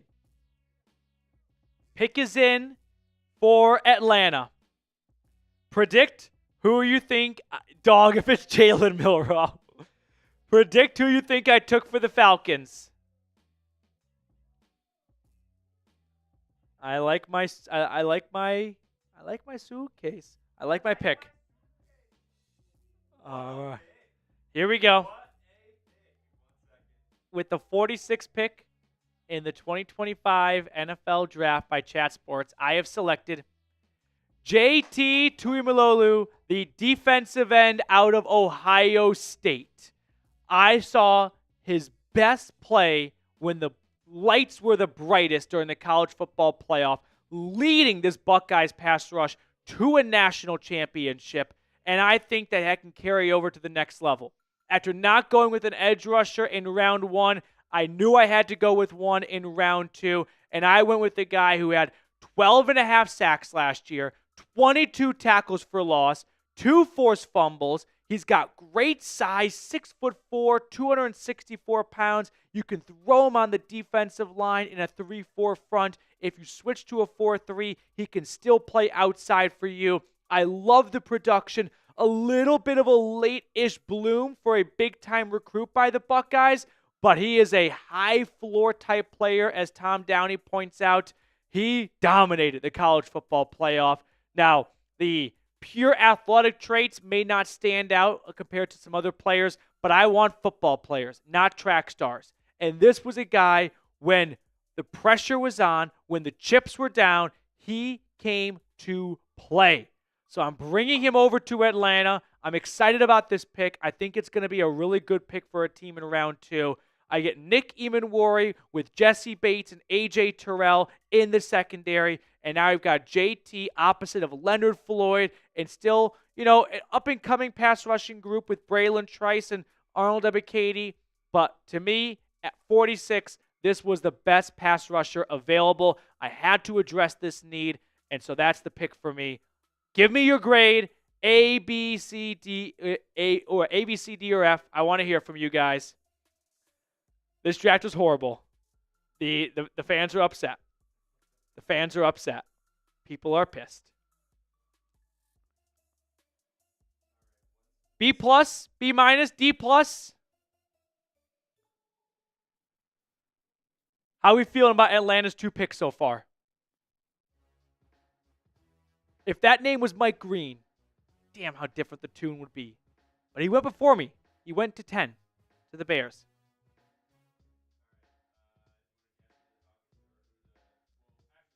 Yeah, let's just catch up. It's fine. Yeah, just catch up. Show what happened after the Falcons pick at 46. Broncos are coming up next, or in a bit. They're 51. Okay, the Cardinals go receiver, and then Donovan Jackson going to the Dolphins. Okay, so go to the next 4. I'm saying go to the next 4, though. Yep. So Denver is 3 picks away. The Bengals are on the clock right now. Who do you want me to take for Denver at 51?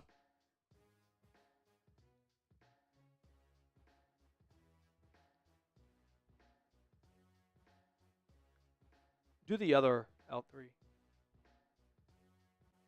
No. We are live right now on 3 different chat sports channels. Our Browns, Broncos, and Falcons channel. So, one feed. Oh, Tyleek Williams stays in the Buckeye State. He goes to the Cincinnati Bengals. Seattle, then Denver.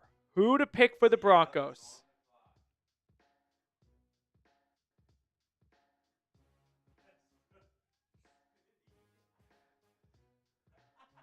All right.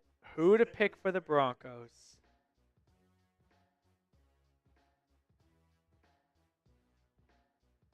Let's look at the best available. Best available.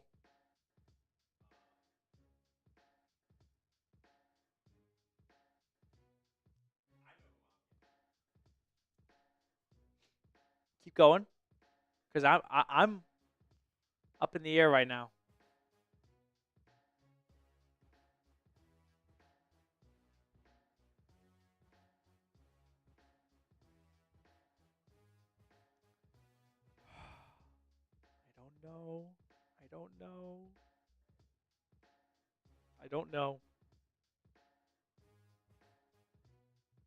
I don't know.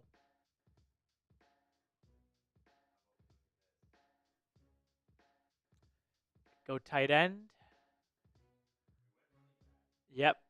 Took Omarion Hampton at pick number 20. There's wide receivers. Yeah, wide receivers.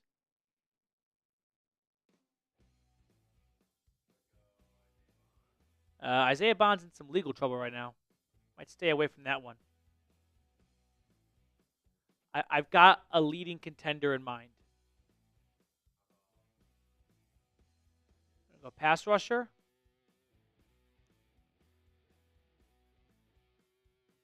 I've got a pass rusher in mind. Sorry, a player in mind.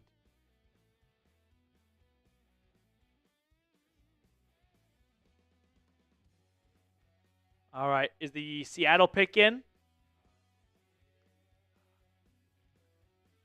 I like the C- on your Browns draft. Travis Hunter's no good.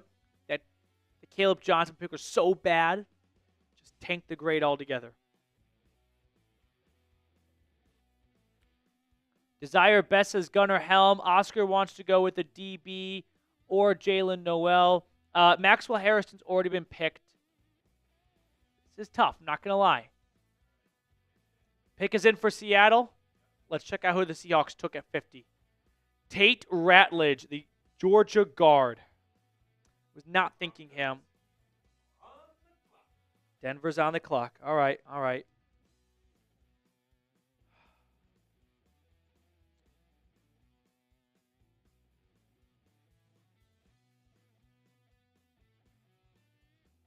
I think I've got my pick. Yeah.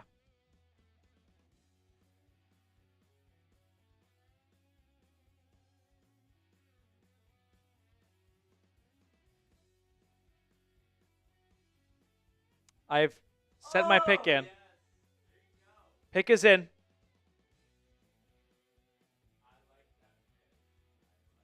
Reed is a fan of my pick. I have sent in the Broncos pick.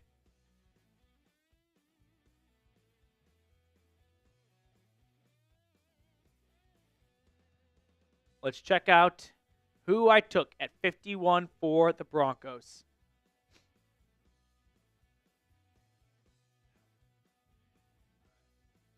Yep. Here it is. With the 51st pick in the 2025 NFL Draft, the Denver Broncos select Elijah Arroyo, the tight end out of Miami. I did not want to reach on some other players that I liked a lot that I think I could get in round 3. And if I do get that player in round 3, I'll let you know who that special someone was. But at the end of the day, what was Denver's biggest needs going into this offseason? Running back and tight end. They addressed tight end in free agency with Evan Ingram, but I still don't think you can address it enough for how bad that room was a year ago. So why not go get a young tight end like Arroyo out of Texas? Here's the background on him. Some injury concerns from 2022 to 2023, but in 2024, put together a healthy season with Cam Ward, 590 yards, 7 touchdowns. I think this gives Sean Payton more flexibility when it comes to formations, with the option to put on 2 tight end sets more frequently than he could before. I like Arroyo a lot as a pick for 2026 and beyond. Let that knee kind of get healthy a little bit in 2025 with Evan Ingram on the field for the most part. And then you have that transition from one veteran tight end to a young ascending tight end. Overall, Arroyo's a really good receiving target, and with the way the NFL is trending at the tight end position, that's what I am looking for first and foremost out of my tight ends. So I go with a running back in round 1, Omarion Hampton, and then in round 2, I select Elijah Arroyo, the Miami tight end, and bring him over to the Mile High City. So give me your grades on these picks right here for the Broncos. Omarion Hampton in round number 1, Elijah Arroyo in round number 2. Want to hear what your thoughts are in the comment section below. Just put me on screen read. There it is. I know, but just get me on screen first. So Hampton, I really wanted to fix the running back room. Arroyo was a little bit of like a best player available. Would not have been opposed to going defensive tackle here, but I felt like there were no DTs who were vastly better than Arroyo for me to pass on the Miami tight end. What do we think? We get 2 young playmakers to help improve Denver's biggest needs going into this draft. I know, but in the future, just put me on screen and then go look for that.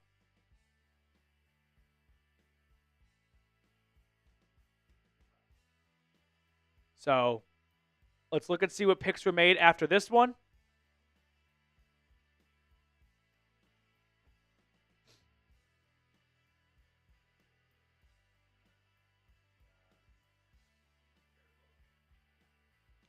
Jared Wilson, the Georgia center, going to the Seattle Seahawks. How did they get that pick? What trade was that? Giants trade?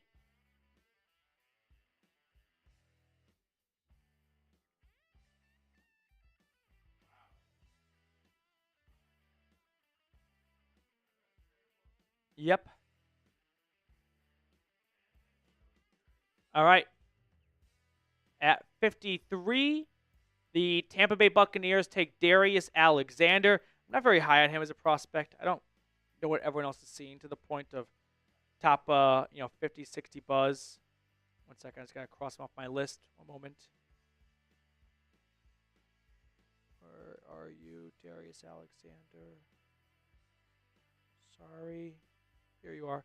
And then at 54, Landon Jackson goes to the Green Bay Packers.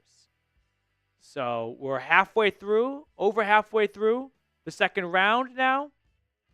Buffalo Bills with the Texans pick.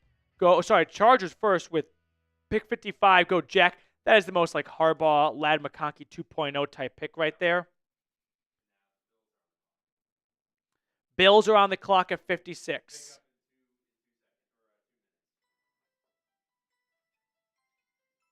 So Buffalo, they went corner in round 1. What do they want to do in round 2?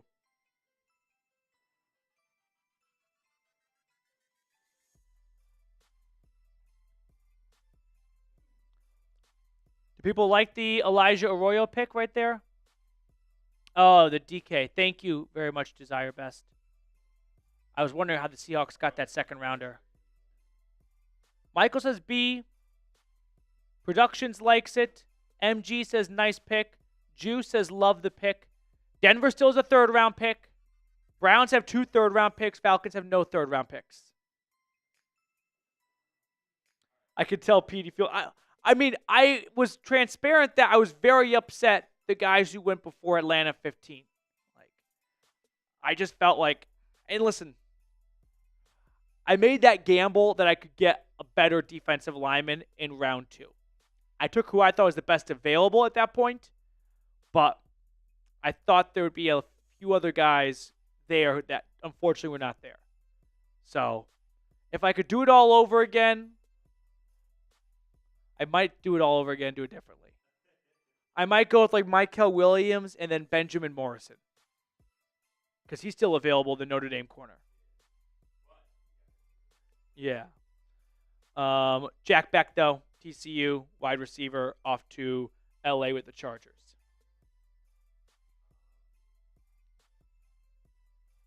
Waiting on the Bills selection right now? Okay. Yep, Bills pick is in. I just saw it.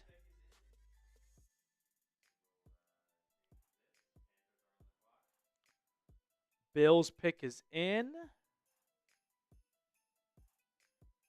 Cross him off my list. I still can't believe no one is taking a quarterback. No. Buffalo's pick is Xavier Watts, safety out of Notre Dame. So a corner and a safety for Buffalo. I thought they might prioritize edge a little bit more, given the blueprint the Eagles put out there for beating Patrick Mahomes. I really wish the Falcons had a third-round pick, because I would just double dip again at edge. Yeah. Make sure to subscribe to the channel, by the way, if you are enjoying this free mock draft, a live mock draft, of course, too. Then come back next week for the granddaddy of them all, the real 2025 NFL Draft. Subscribe to the channel for the best content leading up to the draft as well.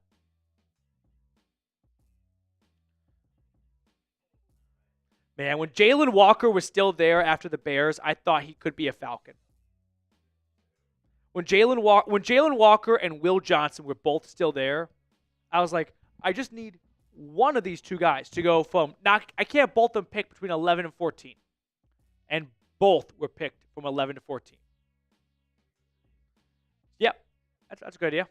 So we're waiting on the next pick, but just a little bit of background on the 3 teams that I cover here at Chat Sports and what they've got going on going into this draft and their biggest needs, pointed out by Tom Downey, our NFL draft expert, if you will. Browns, number 2 pick in the draft, as we know. 10 total picks. They got a lot of arsenal. A lot of, that makes sense. A lot of picks in their arsenal. Ammunition, yeah. And the Falcons is a little bit more lonely. Just 5 picks. Leonard Floyd, probably the biggest addition I've made, I'd say. And here are some of the top guys available. No one wants to go quarterback. Pick is in for the Carolina Panthers.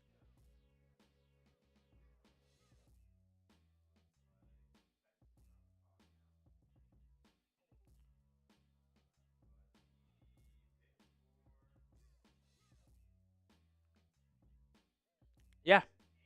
So we got 2 picks in right now.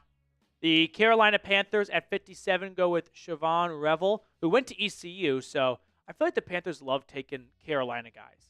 And then the Texans go with an offensive tackle, Ariante Ursary. This is going to replace Laramie Tunsil.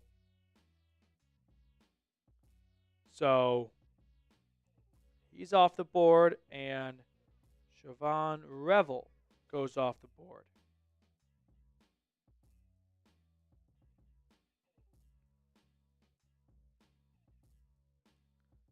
Ravens and Lions up next, and we're almost at the end of round number 2. The Browns are going to be on the clock soon at the early stages of round 3.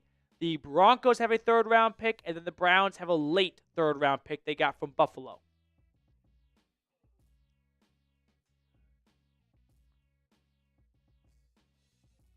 What do the Ravens do at 59? They went James Peterson round 1. I could see them going with... I don't really know what the Ravens are going to do in round 2.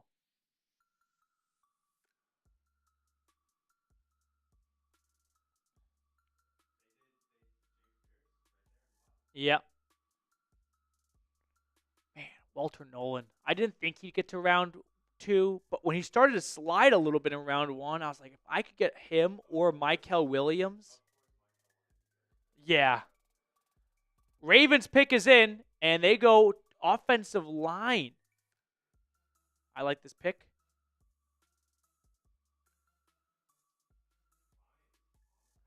Detroit took Walter Nolan in round 1.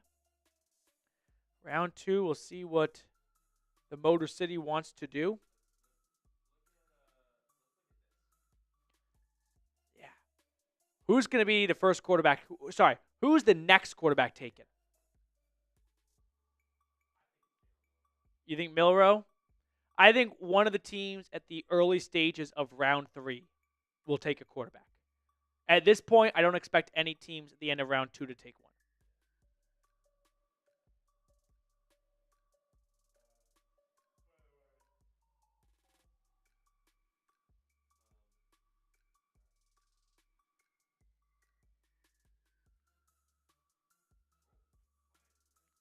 Ooh, Lions pick is in.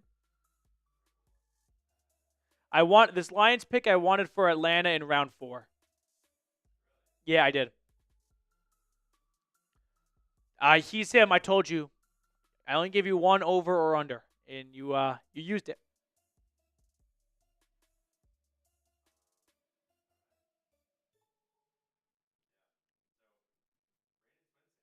Braden Swinson, edge rusher out of LSU. I like this pick a lot by Detroit.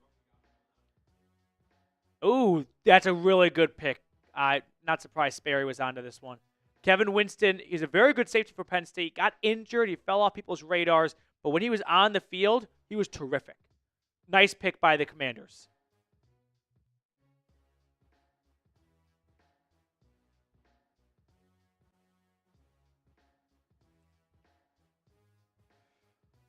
Where's Kevin Winston? Cross him off my list.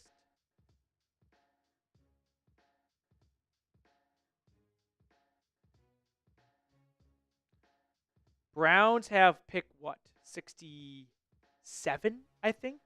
Yeah, 67. Appreciate everyone for tuning in and hanging out with us. The Super Chat battle, by the way, we haven't really... we're a little busy right now anyway, but... First place goes to the Broncos breakdown, 246 USD.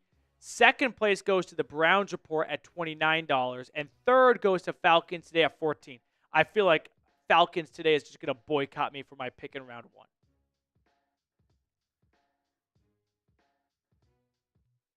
The good news is, as long as Mike Green is there at 15, that's a bridge we don't have to cross. If he does go before 15, and so does everyone else I like for the Falcons, that's going to get weird.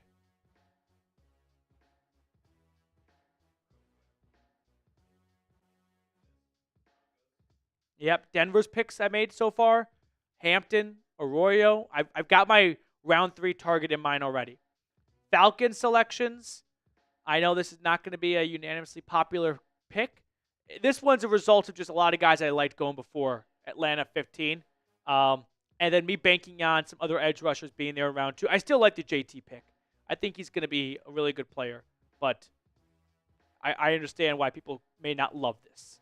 And then for the Browns, Travis Hunter and Caleb Johnson. I like this. Yeah.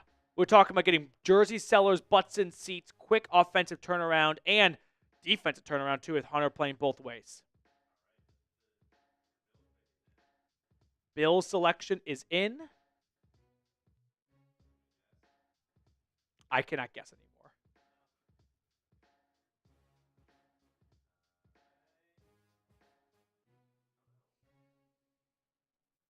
Bills at 62. Who do they go with?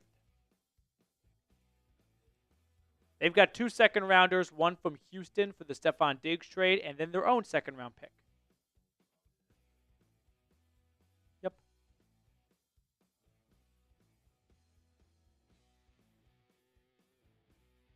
Come on. Oh, I know who that is, yeah.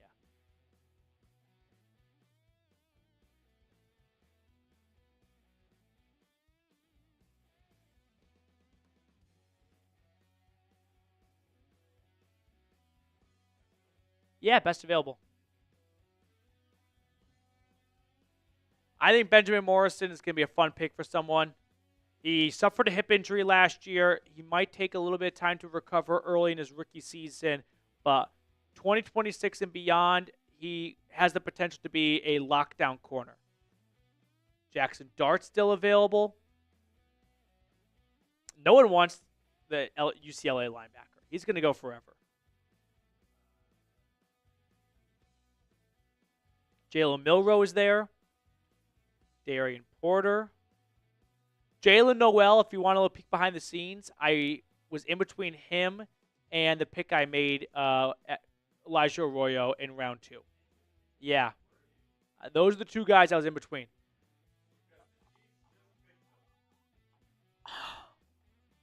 Alfred Collins is who I wanted for the Broncos in round 3. And now Jalen Noel goes. Those are my 2 guys for Denver in round 3. Oh, you got to be shitting me.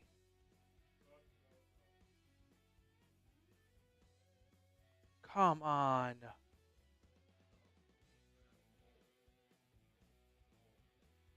Jalen Noel. Well, I don't have to learn it anymore because he's not on this team.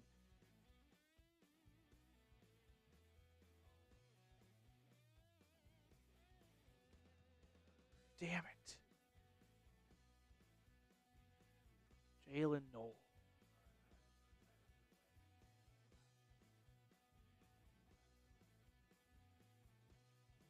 Fuck. That one sucks. Dylan, for the Falcons in round 2, I went with the Ohio State edge rusher, J.T. Tuimoloau.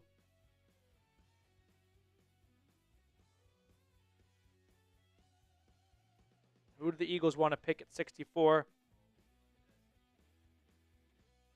The Eagles have no need. I'm sure every team has needs, but they just got to get some good football players because they are so talented at every position pretty much. They can afford to not check a box at a certain spot and still be fine for next year. If there was one box, it'd probably be pass rusher because Montez Sweat left in free agency. But then they signed Azeez Ojulari, so right back to where they were. Yeah. So we'll take a little bit of a break between 64 and 65. But we got to start talking about who to take for 67 for Cleveland. Let me know in the chat who I should take for the Browns at pick 67.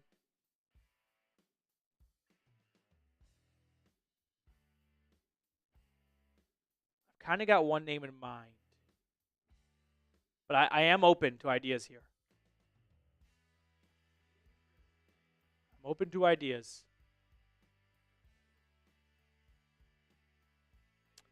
Pick is in for the Eagles, and it is Anthony Belton, the North Carolina State offensive tackle. They need a tackle? They got a replacement for, what's his face? Yeah.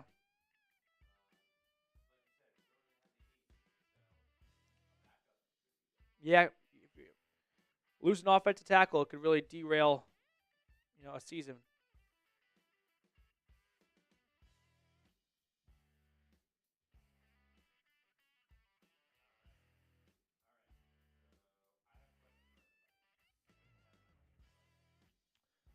All right, Reed has something he wants to throw on screen. I got to figure out.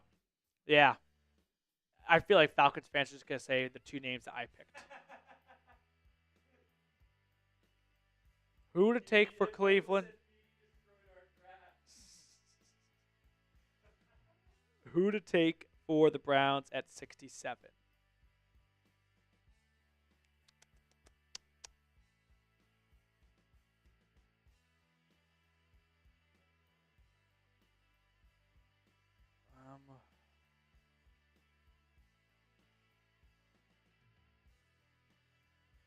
in between a couple of names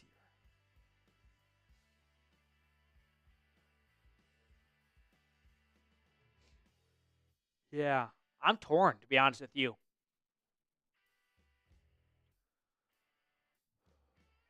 I've got one name in mind that's ahead of everyone else.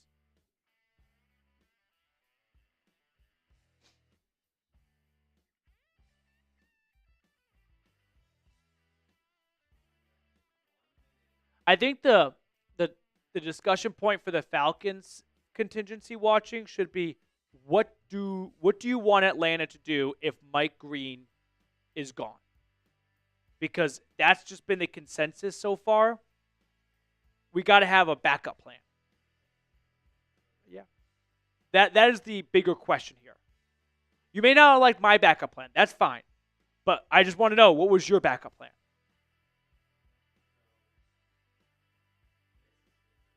Yeah, a lot of quarterbacks. A lot of quarterbacks still available.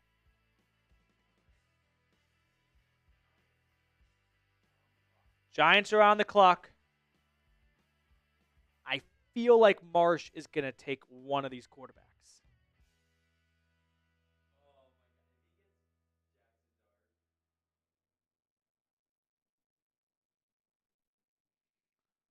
I've got my quarterback I want in mind. I don't know if you'll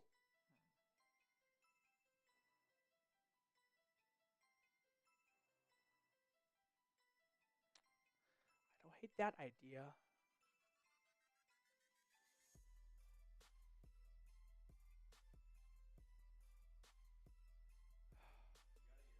I know I do. They make it look so much easier on TV. Yeah, that's true.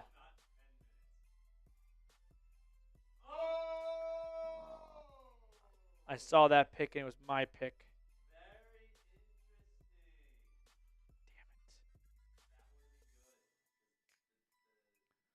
Damn it. Yeah.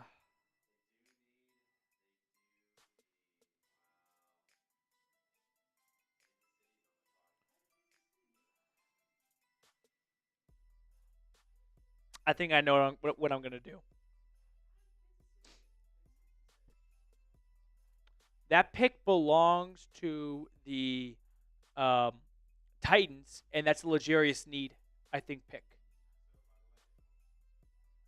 Yeah, Omar Norman Lott, really good pass rushing defensive tackle going to the Giants. Very nice pick by Marshall.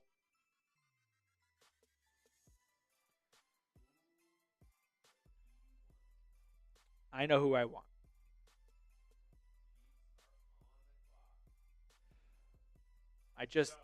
I can't have the Chiefs cuck me. If Tyler Jones cucks me, I'll be pissed. I don't have a backup plan in mind. Yeah, am I going to get quarterback? That's the question right now.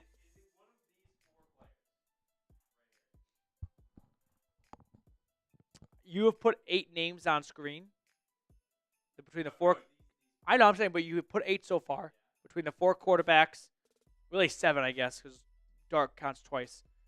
I am taking one of those 7 players. I am taking one of those 7 players. As long. Let's see what the Chiefs do. See what the Chiefs do.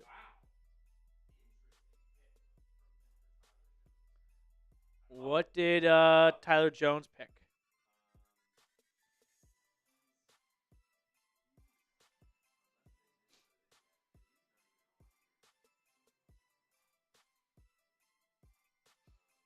No one wants this UCLA linebacker. It kind of reminds me. I know of this player, yeah. So the pick is in for the Chiefs. It is Joshua Farmer, defensive tackle out of Florida State. Browns are on the clock.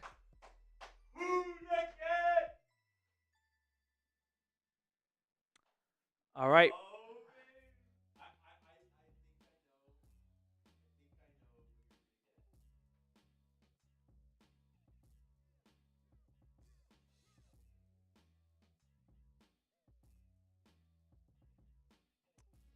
I have sent the pick in.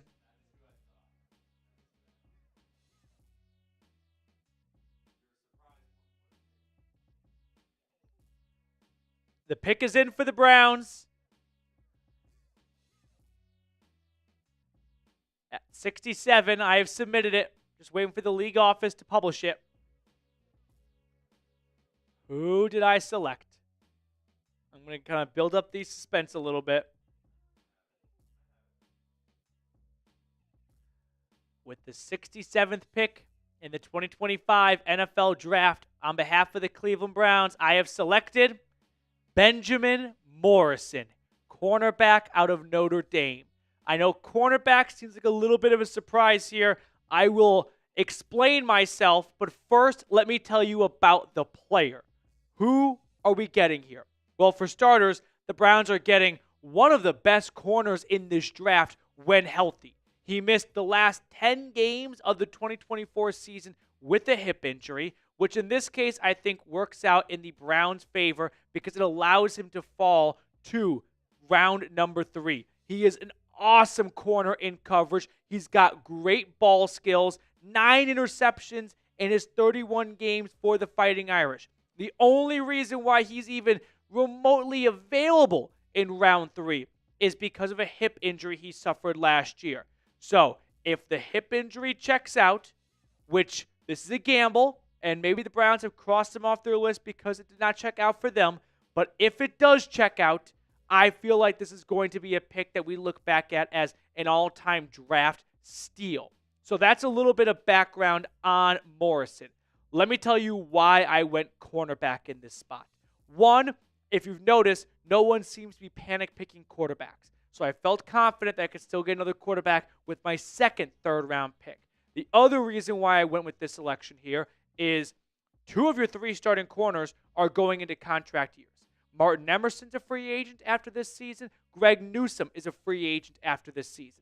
Yes, Travis Hunter was the pick at number 2, but Andrew Berry expects him to play more wide receiver than corner. So I don't feel like Travis Hunter completely solves your future cornerback issues. So with 2 of your 3 starting corners under contract for just 1 more year, Denzel Ward constantly facing concussion issues, I felt like Morrison could be a really smart pick for the long term. I don't expect a lot from him in 2025. That hip injury might slow him down at the beginning of the season, but going into 2026, he could step in and replace potentially Martin Emerson. If Denzel Ward's injuries don't go away, he could potentially replace Greg Newsome. I felt like this was a pure taking the best player available and a very important position that we know Andrew Berry likes to invest in routinely. So, Travis Hunter, Caleb Johnson, and Benjamin Morrison are my first 3 picks for the Browns. Let me hear it. Boo me in the chat, but I love these picks for Cleveland. I couldn't pass on someone I think is just going to be that good of an NFL player. So let's catch up on some other picks because the Broncos have a 3rd-round pick coming up in a little bit. The Raiders finally, someone takes Carson Schwarzenegger. I don't know. Well, I know. We're scary right there. And then who's after that? Yep. Whoa! Cam Scatterboo. I like it. Going to the Patriots at 69. I like it. And then Xavier Restrepo going to the Jags at 70. All right. You get some name pop right there, that's for sure.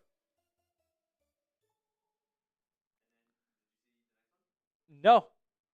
Saints? Oh, I said that, yeah.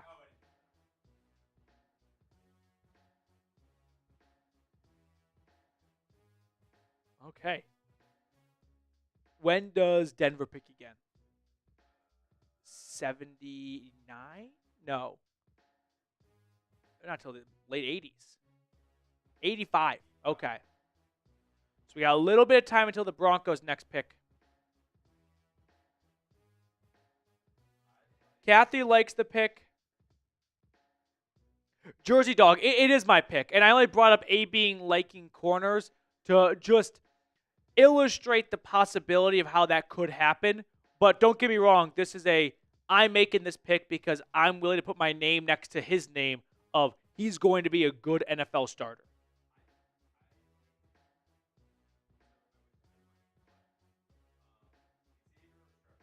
Yeah.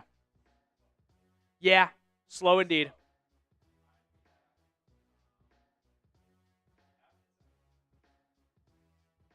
Uh-huh.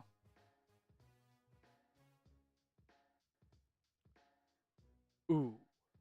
4.85. Yikes. That is slow. There's like acceptable slow, and then there's that slow. But if you're fast with your pads on, I think one of the most underappreciated drills at the NFL Combine, and I'm blanking on the name it has, but it's the drill where a receiver runs like lengthwise of the field, and he runs, catch, drops, runs, catch, drops. That to me is a better time to track because I want to know how fast you're running when the ball's thrown at you, right? Do you slow down a little bit to brace for contact, or do you maintain that high speed?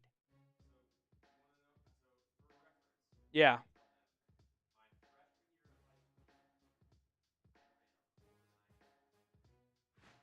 Xavier. Yeah. That is slow. Oh, right. Reed just shared in high school. He ran a 4.93 freshman year. So freshman Reed, not far behind pick number 70.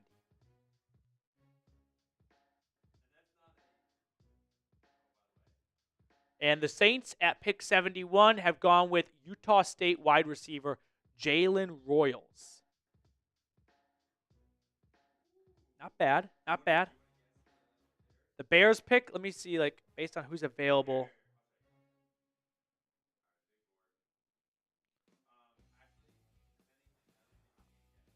I don't think the Bears would have gone with any of those players. He took an offensive lineman already, right? So I feel like that might. And he took Quinshawn Judkins. I don't know.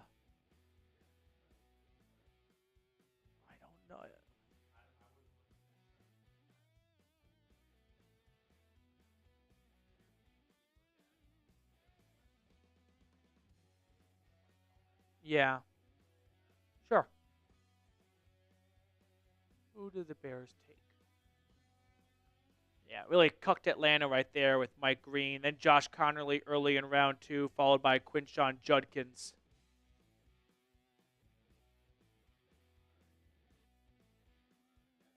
I'm going to guess a position. I'm going to say he went with. I'll go tight end. I'll go tight end. No, okay. Andrew Makuba. Good player out of Texas. Nice pick. Nice pick.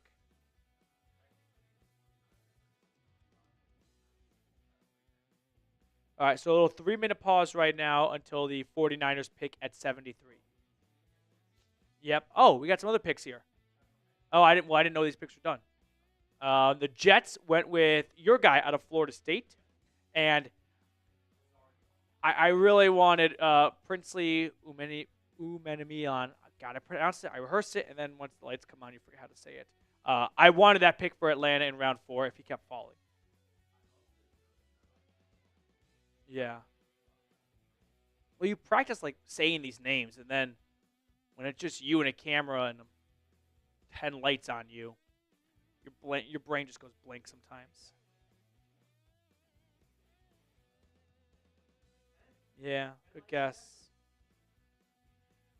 Who to get for the Broncos at 85 now? We still have 10 picks to go.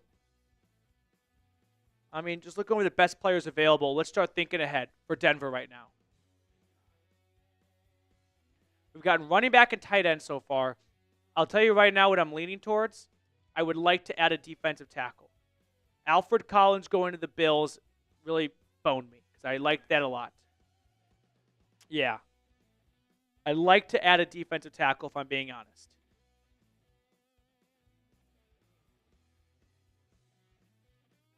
Yeah, let's see who's available. Um, None of these guys. I mean, the offensive linemen are intriguing if you want to replace Ben Powers after this year, but I would just replace him in next year's draft. Moving on a little bit, no one here really. I wouldn't hate. a corner because you don't have good depth there. So that's a possibility. Edges, you can never have enough pass rushers. You know, I almost didn't go with Elijah Arroyo in round 2 because I wanted to get this other guy in round 3, Terrence Ferguson.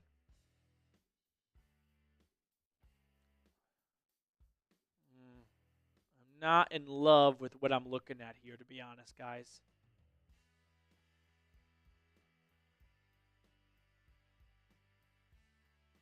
'49ers are on the clock at 75.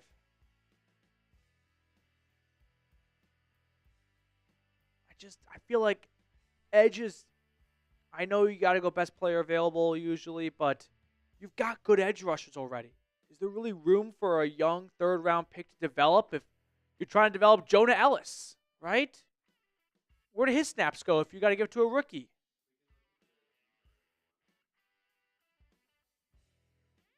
Yeah, well, it's not even the needs. It's more about like the availability of who's still out there.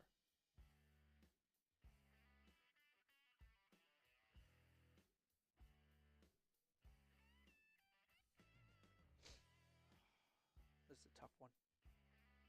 I've got someone in mind, and I think I'm probably going to pull the trigger on it. We'll see if he gets taken before me.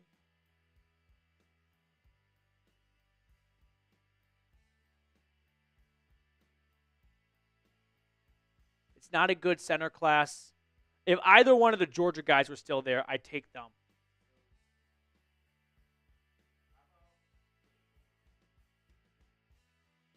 I don't really want to reach on an offensive lineman.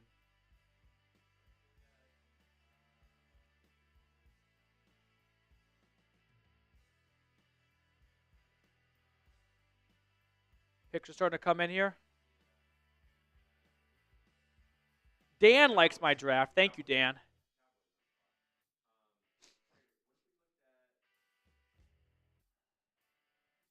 Yeah, receivers, that's a very good possibility. You're right. I don't think Tez is going to go any time before round 4. Round 5 feels like the earliest for him. Picks are coming in here. The Niners go offensive line. The Cowboys go cornerback.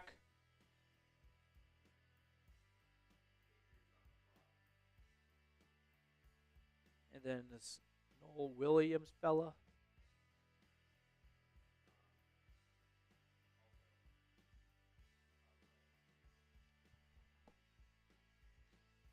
Sorry, my nose is starting to run.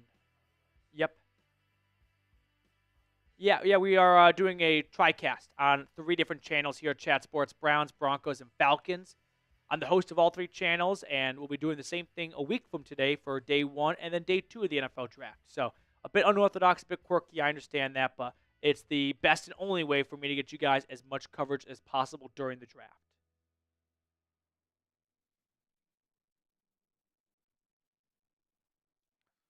All right. Patriots. Denver's at 85, so they are not far away. Got to start thinking. I've got one name in mind. We'll see if he makes it there. And then the Browns pick in the 90s, 94, I think, from the Bills.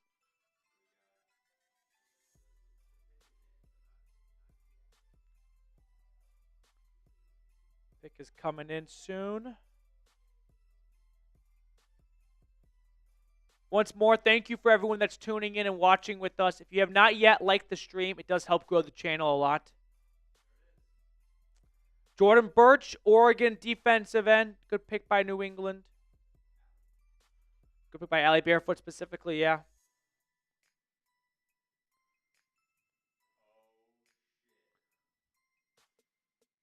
What happened? Marlon Kuzi, great to see you. Wow. Cardinals go Jackson Dart. Pushing Kyler Murray a little bit. So the first quarterback in day 2 is taken. It's Jackson Dart to the Arizona Cardinals. Not going to lie, Jackson Dart was my number 1 target for the Browns with their second, third round pick. I could have taken him at the beginning of round 3. But I decided to be a little bit more patient because I still don't think these quarterbacks are going to be serious long-term starters. And I know round 3 is not, a guarantee of a great prospect, but early round 3 is a good time to get one. So I decided not to get a quarterback then. And the gamble did not pay off when it comes to Dart, but I still have a few other quarterbacks I like.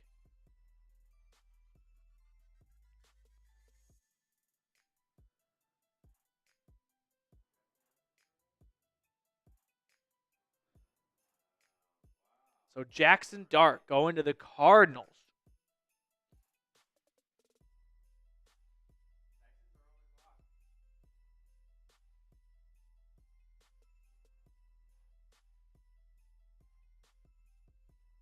Who do the Texans want to take at 79? Broncos country. Start getting hop into the chat with a few names you want to see taken at 85 for Denver. Kathy, I will come back. Major news just came in. What is the major news? Not that I could see major news. The Titans cut a third-round pick from Ohio State a few years ago, Nicholas Petit-Friere. So any team looking for an offensive tackle, that's a possibility. I wonder why he got cut today. I'm guessing lack of off-season workouts. I saw that. He's him with a super chat.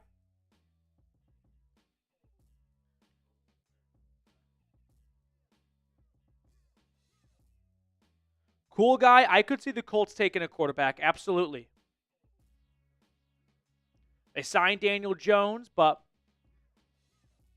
can never have enough good quarterbacks on the roster. They look at one of these prospects as a good quarterback. Yeah, I just got to blow my nose. Nose is running. Trying to contain it. He's him. Predict what week Browns fans start to tune out.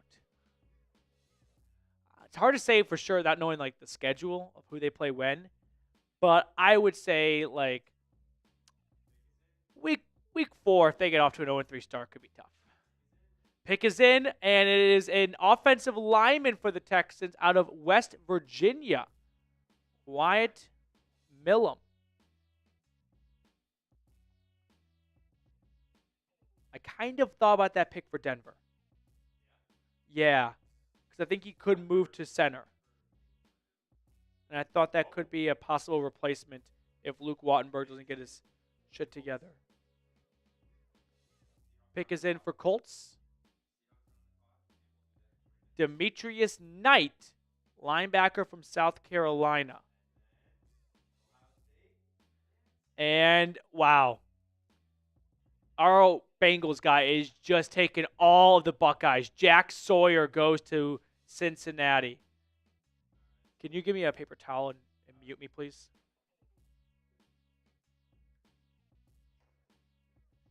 Mute me. No one wants to hear that.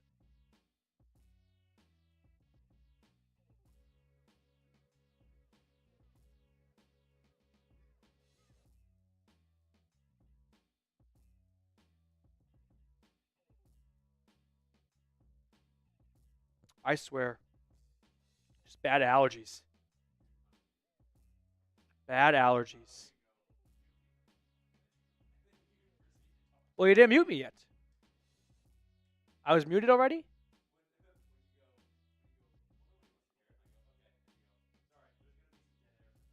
Oh, I didn't see you. I didn't see you mute me the first time. I'm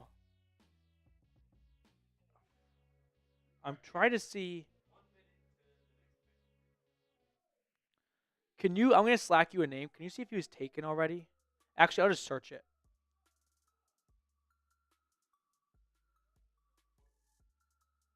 I think it was.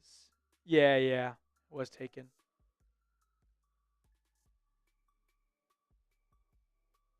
I was like, how is that guy still available? Okay.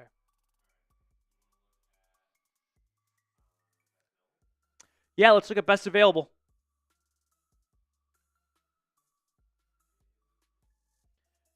Denver is the next team of these 3 picking.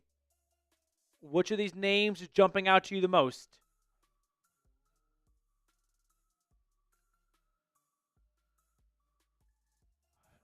None of them are really jumping out. Like, I would like to get Terrence Ferguson. Man, I'm a little pissed. If I could go back and do it differently, can you go back to when I took Elijah Arroyo? Who did I pass on that I could have gotten, and then I could have gotten Ferguson at 85? Because I picked Arroyo because I didn't think I could get Ferguson in round 3. So who could I have picked? I could have gone Jared Wilson, and that could have been like a new center for this team. I'm not super high on Darius Alexander, so I'm not too upset about that. I could have gone Xavier Watts, safety. Who else could I have gone with? Yeah, I just don't think offensive line. They've got, their left tackle and their right tackle, their right guard. It's not a very good offensive line class, so I didn't want to force a pick. Kevin Winston would have been a fun pick. Yeah. That one, I could have gone Alfred Collins. I thought I could get him for sure in round 3.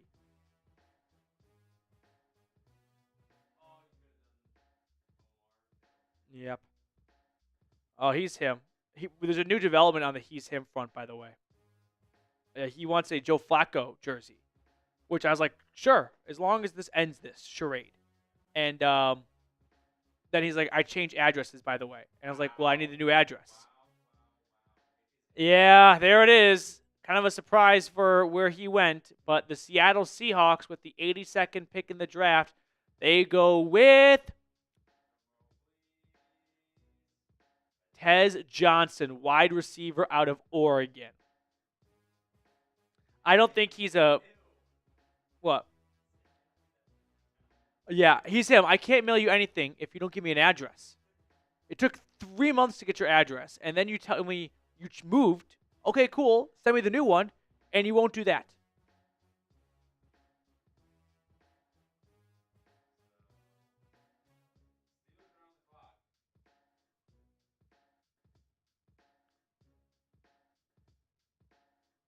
Oh.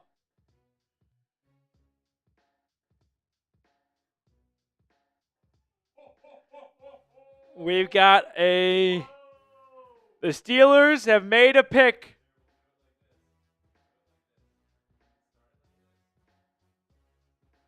This is going to be noteworthy, everyone.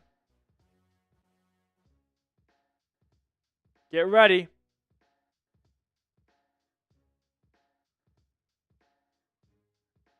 Who did the Pittsburgh Steelers select?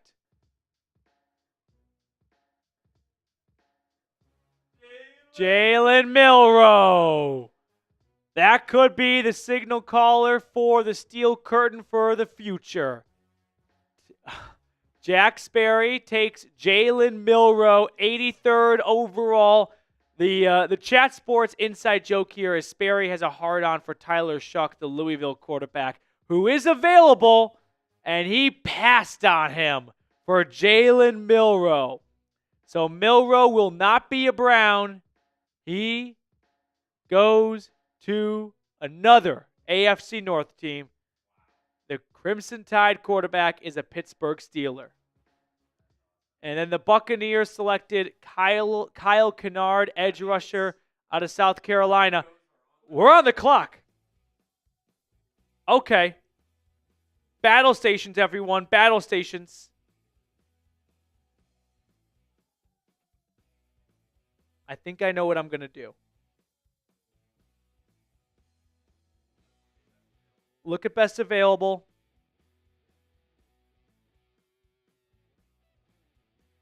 I'm going to send it in.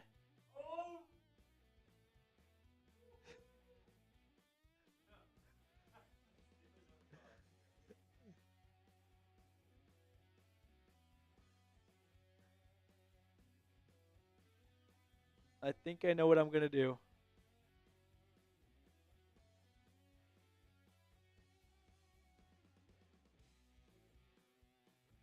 I've sent it in.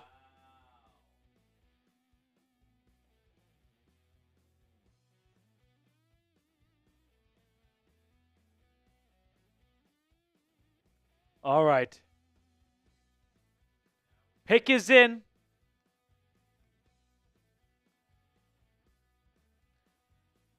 Pick 85 for the Broncos is in. And with this pick, I have selected, drum roll please.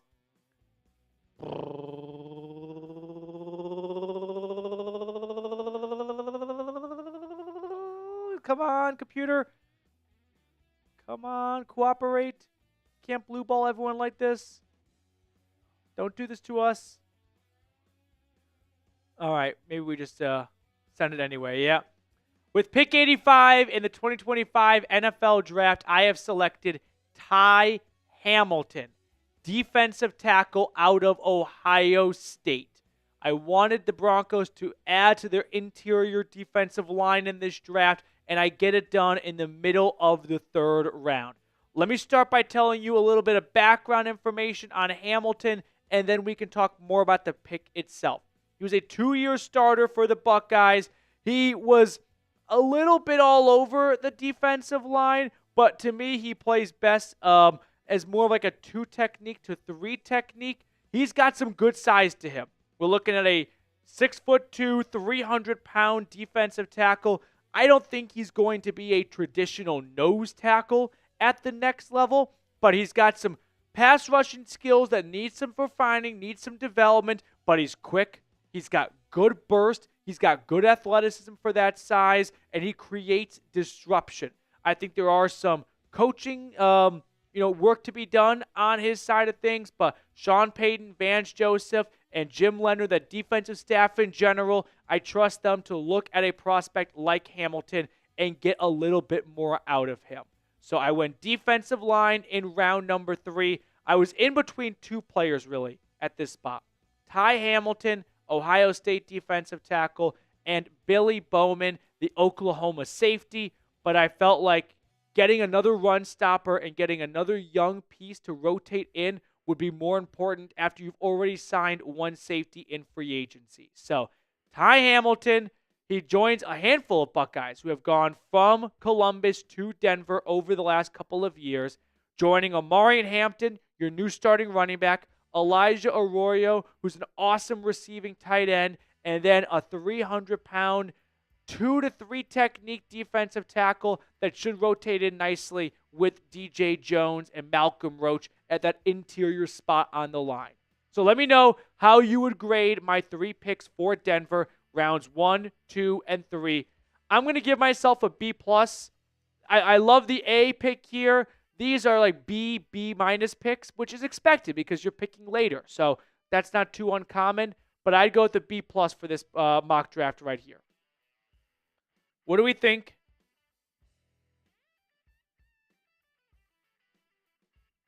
What are our thoughts? I did not go receiver. That was tempting for a lot of people, but I feel that Courtland Sutton, and you took 2 receivers in last year's draft. I want to see more from those guys, and it's not a great receiver class to begin with, so I'm not going to force a receiver in day 2. I can wait until day 3 for a wide receiver.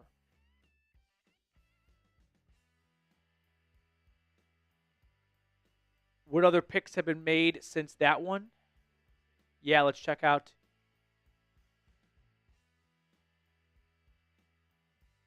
Browns are coming up soon. Josiah Stewart, Michigan defensive end. Won't try and pronounce this guy's name because he's not going to the Broncos or Browns or Falcons, so who cares?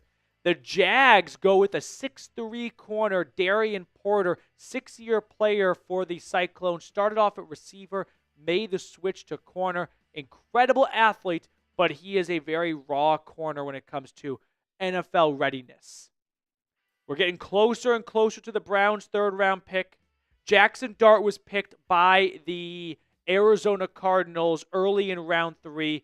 The Steelers selected Jalen Milroe in round 3 as well. So there are still some good quarterbacks available.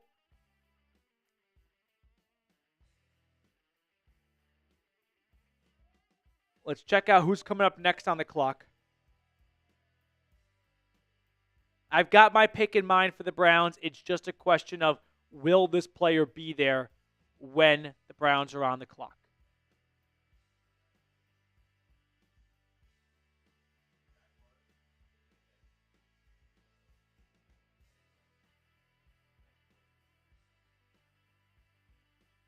Jags just picked. I got to update my big board myself.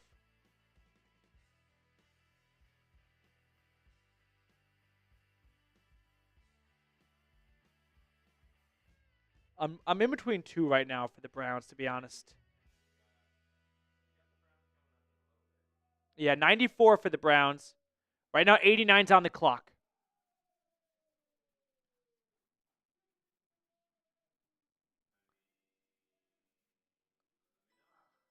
Who do you want your team to select next?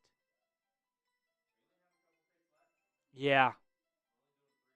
Only 3 rounds, so once we get through the end of round 3, we'll sign off.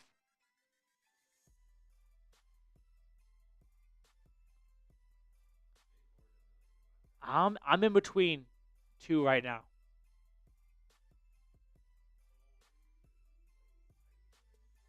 I'm in between. There's 3 candidates in my mind right now. I've got 3 candidates. And the decision might be made for me, so let's just wait and see. I'm not looking. Get the pick on screen. The decision could be made for me.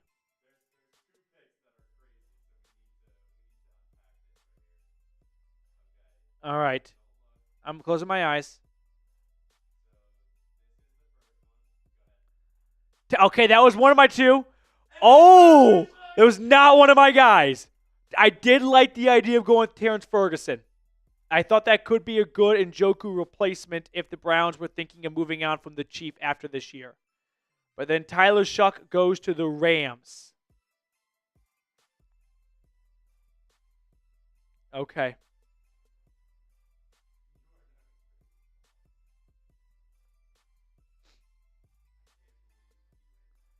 The Browns are coming up soon. So now I'm down to 2. And I think I know what I'm going to do. Yeah. I think I know what I'm going to do.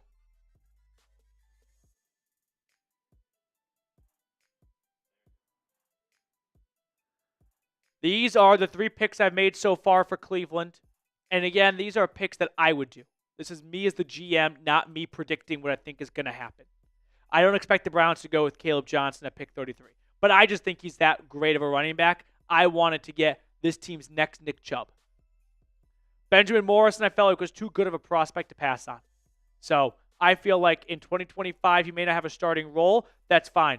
Let that hip get healthy. Give him full almost like 20 months from the hip injury. And starting in 2026 for either Martin Emerson, if he does not come back because he might have a bad pair of seasons in a row, or if Denzel Ward's injuries don't go away, or something with Greg Newsome, if he gets traded during the draft, I like the idea of adding a corner. All right, we got the Ravens pick in at 91. Hit spacebar. Kobe Bryant. I've got my player in mind still and available. Can they hold the line and get me to him? Who's picking before the Browns right now? We got Seattle at 92, and then the Saints. I'm feeling good that my guy's going to be available. I'll say that much.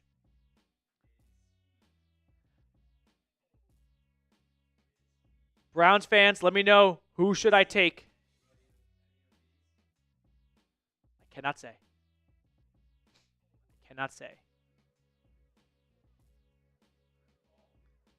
Another Chris Paul, I know, yeah. I will not say who I'm taking. I will not say.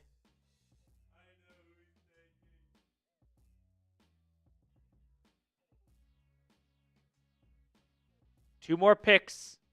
Seattle and then New Orleans. Come on.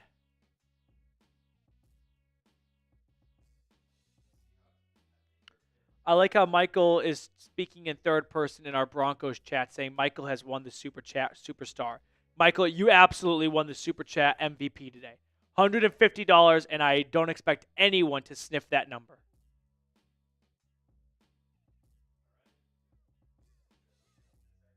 Yep. The Seahawks pick is in, and then it's one more until Cleveland at 94. We're only going to go 3 rounds today. Of course, next weekend it'll be all 7.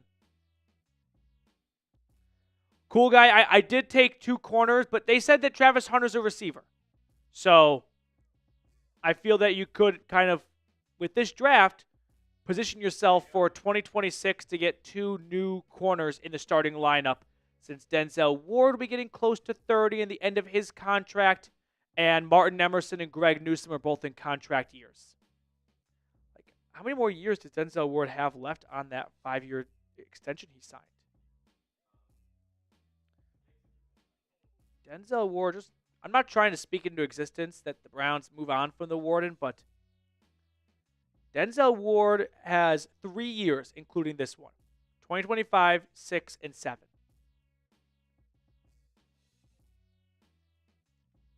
Oh, we got some picks coming in. Well, I didn't realize we had 2 picks in. So we're on the clock. Savion Williams, TCU wide receiver. I'm going to give it a second.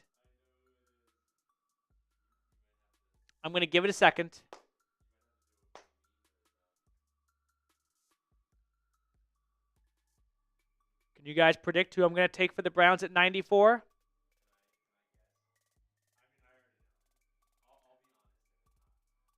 I'm hitting enter now.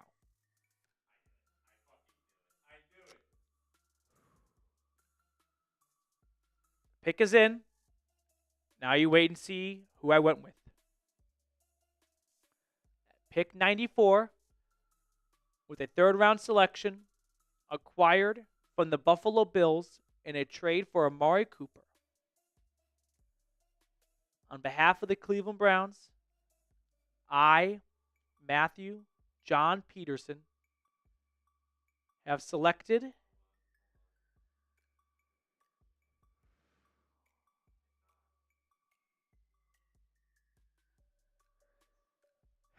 Kyle McCord, quarterback out of Syracuse. I know that I am on an island right now, and no one wants McCord. You all want Will Howard, but I got to do what's best for what I believe is the future of this team and not your Ohio State fandom bleeding into your Browns fandom. So I went with the former Buckeye, the ACC single-season passing record holder, Kyle McCord. I feel that McCord is being slept on in this draft. He does not have any physical tools or traits that jump out to you, but he played way better in 2024 with a bad Syracuse team around him, won 10 games, and something that really jumps out to me as a positive for McCord is the comeback ability that he has. The guy had multiple comeback wins last year and at OSU. I think he had 9 over the past 2 seasons. That to me shows a lot of grit and a lot of ability to get shit done. And so at 94, I went with McCord. I went with someone that I think could be a good rookie addition to this quarterback room. Someone who can sit behind either Joe Flacco or Kenny Pickett. And I like this selection. And I know it's not what the Buckeye fans wanted me to do. But for me, this is what my gut tells me is the best pick for Cleveland. So let me hear it. Boo me. Tell me I'm wrong. My counter to you is I think you all just hate him because of one loss to Michigan. And that has been pinned on McCord. And with Will Howard winning a natty, it makes McCord look even uglier and Howard look even prettier. But I think that when it comes to the pros, McCord's going to have a better shot of being a successful NFL starting quarterback. There. I said it. I went with Kyle McCord. Ghostface, you called it like half an hour ago, and I had to hold back the laugh. So here are my selections. Let's go through all 3 teams I host. I went Travis Hunter, 2nd overall. He will primarily play wide receiver. They'll sprinkle him in at corner. He's a unicorn. And picking 2, we've never seen a player like Hunter in the last century of this. This decade. Sorry, this entire century, of the 21st century, of someone who plays both ways at the level he does. And I just felt that that was too rare to pass on. And I've warmed up a lot to Hunter. Then, pick 33, I want to get this team's next Nick Chubb.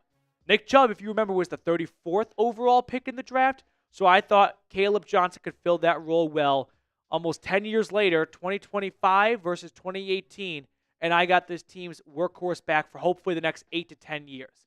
Next up, Benjamin Morrison, an outstanding corner. If not for a hip injury, a third of the way through the 2024 season, would be a no-doubter top 50 draft pick. There at 67, I thought 1 year ahead.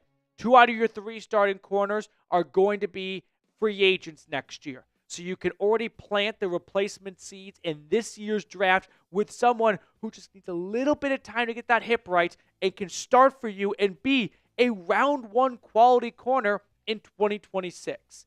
And at last, I do address quarterback. I go with a guy that I think is worth the wait on in Kyle McCord, someone who showed me a ton of comeback ability at his time in college. He led Syracuse to 10 wins. That's not easy to do. And I felt like one bad loss to Michigan completely ruined his image in college football. But at 94, I'm willing to roll the dice on him. Now, as for the Atlanta Falcons and the Denver Broncos, for the Dirty Birds, listen, not in love with the selections I made. This is more a reflection of we had to go to Plan E. Plan A, Plan B, Plan C, Plan D all went out the window. Mike Green, gone at 10. Jalen Walker, gone at 11. Will Johnson, gone at 13. I panicked. I scrambled. And I went with the guy that I thought was the best player on the board, and I banked on getting a good pass rusher in round 2. If I could do it all over again, knowing what ended up happening in round 2, I'd probably do it differently. So, Terry, if you're watching, learn from my mistake here. I thought there'd be some better pass rushers and defensive linemen in the second round. It's not a knock against JT, but unfortunately, the board just didn't go the way I would have hoped for. And I didn't want to feel like I was reaching on a guy in round 1 when my top guys were gone. But Nicky Manwari is still going to be a really good player for a team. He's got awesome size and speed. He is 6'3", 220, runs a sub-4 40-yard dash. Not only is he an incredible athlete, he's also a great football player. Usually you get great athletes with low production, like Shamir Stewart from A&M. No, with Eamon, it's a guy who had 2 pick sixes last year. So while it may not address Atlanta's pass rushing woes, and believe me, I want to fix that, I do feel that you are getting a better defense with Eamon on it. As for the Broncos, I didn't mess around here. I went out and I got Omarion Hampton at pick number 20. No more charade, no more revolving door from Noshawn Moreno to C.J. Anderson, Phillip Lindsay, Melvin Gordon, Javon. No, it's done. Omarion Hampton's going to be this team's starting running back for the next 6 years minimum. He's got incredible size and speed. He's one of just 8 running backs in the last decade to weigh in at the combine north of 220 pounds and run under a 4.5 40-yard dash. Some other guys in that club, Ezekiel Elliott, Saquon Barkley, Jonathan Taylor. Love the Hampton pick. Then in round 2, Evan Ingram's 29 is on a 2-year contract. I don't like any of the other tight ends they have growing in the ranks, so give me a pass-catching threat in Elijah Arroyo for Bo Nix for beyond just 2025, which Ingram could just be here for 1 to 2 seasons. No, instead, I wanted to go out and get a tight end who can be here for the next 6, 7, 8 years. And then in round 3, I really wanted to get some more beef on that defensive line. Insert 300-pound Ohio State nose tackle Ty Hamilton. I expect him to move to more of a 2-3 technique. In a 3-4 front, you can be a little bit more flexible with where you put that traditional nose tackle and that 3 technique defensive tackle. Hamilton might slot in the middle, but overall, you get some nice youth injected into that interior defensive line, which was a problem last year in the playoff game against Buffalo. So those are the picks I made for those 3 teams. Let me hear it. Boo me in the chat. Give me an A. Just give me your honest opinion. We'll kind of round out the rest of the mock draft here, see who else was taken in round 3 as a super chat has flown in. Grade my mock drafts A, B, C, D, or F.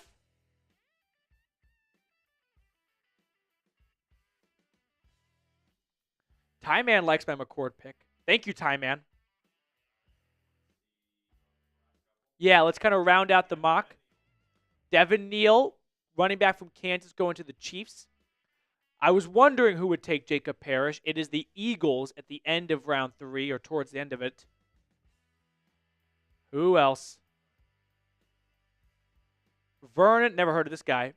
Texas defensive tackle. I know what I'm doing this weekend. Shamir Turner. I was in between Ty Hamilton and Turner, full transparency. That and Billy Bowman. Then Miles Frazier, a guard from LSU, is off to the Big Apple. And that's the entire... Oh, then we have the Niners for now. How many picks are there in round 3? What number is the last one? 102? 103?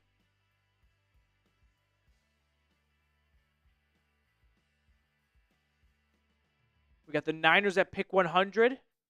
And then there's only 2 more after that. This is the beginning of round 4 right here, and we will not go this far. We got a super chat coming in from Matthew Taylor. Matthew Taylor's super chat, by the way, puts Falcons today just $15 behind the Browns report for second place in supers for the day. From Falcons today.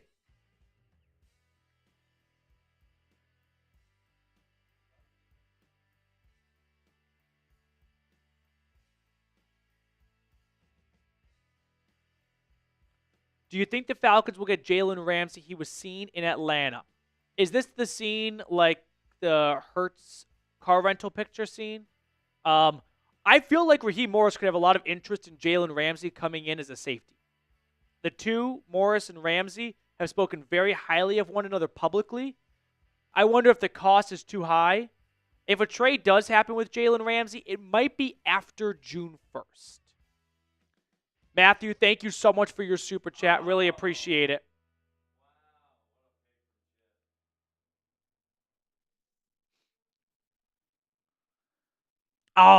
So it was Kyle McCord or Charles Grant for me for Cleveland. I went with McCord for a little bit more flair for this mock, to be honest, but Charles Grant is a very interesting prospect. I opted not to go with him because I do want to say that, well, this is a Matthew Peterson mock draft. No way Andrew Berry takes a William and Mary player.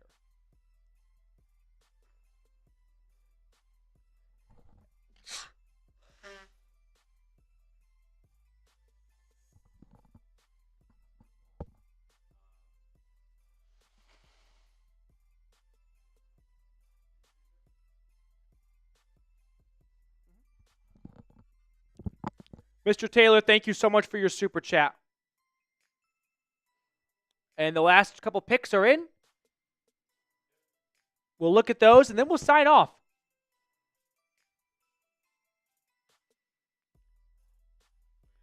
So we got 2 third-round picks from the Rams and the Lions to conclude this mock draft. Did you guys like it? I mean, this was the first time we've done something like this at Chat Sports, so would love any honest feedback for, like, things to improve on, what you liked and didn't like. Picks aside, just the overall production side of things here. Hit that subscribe button if you have not already. Dorian Strong and then Jared Ivey. So there it is. Did we like it? Let me know.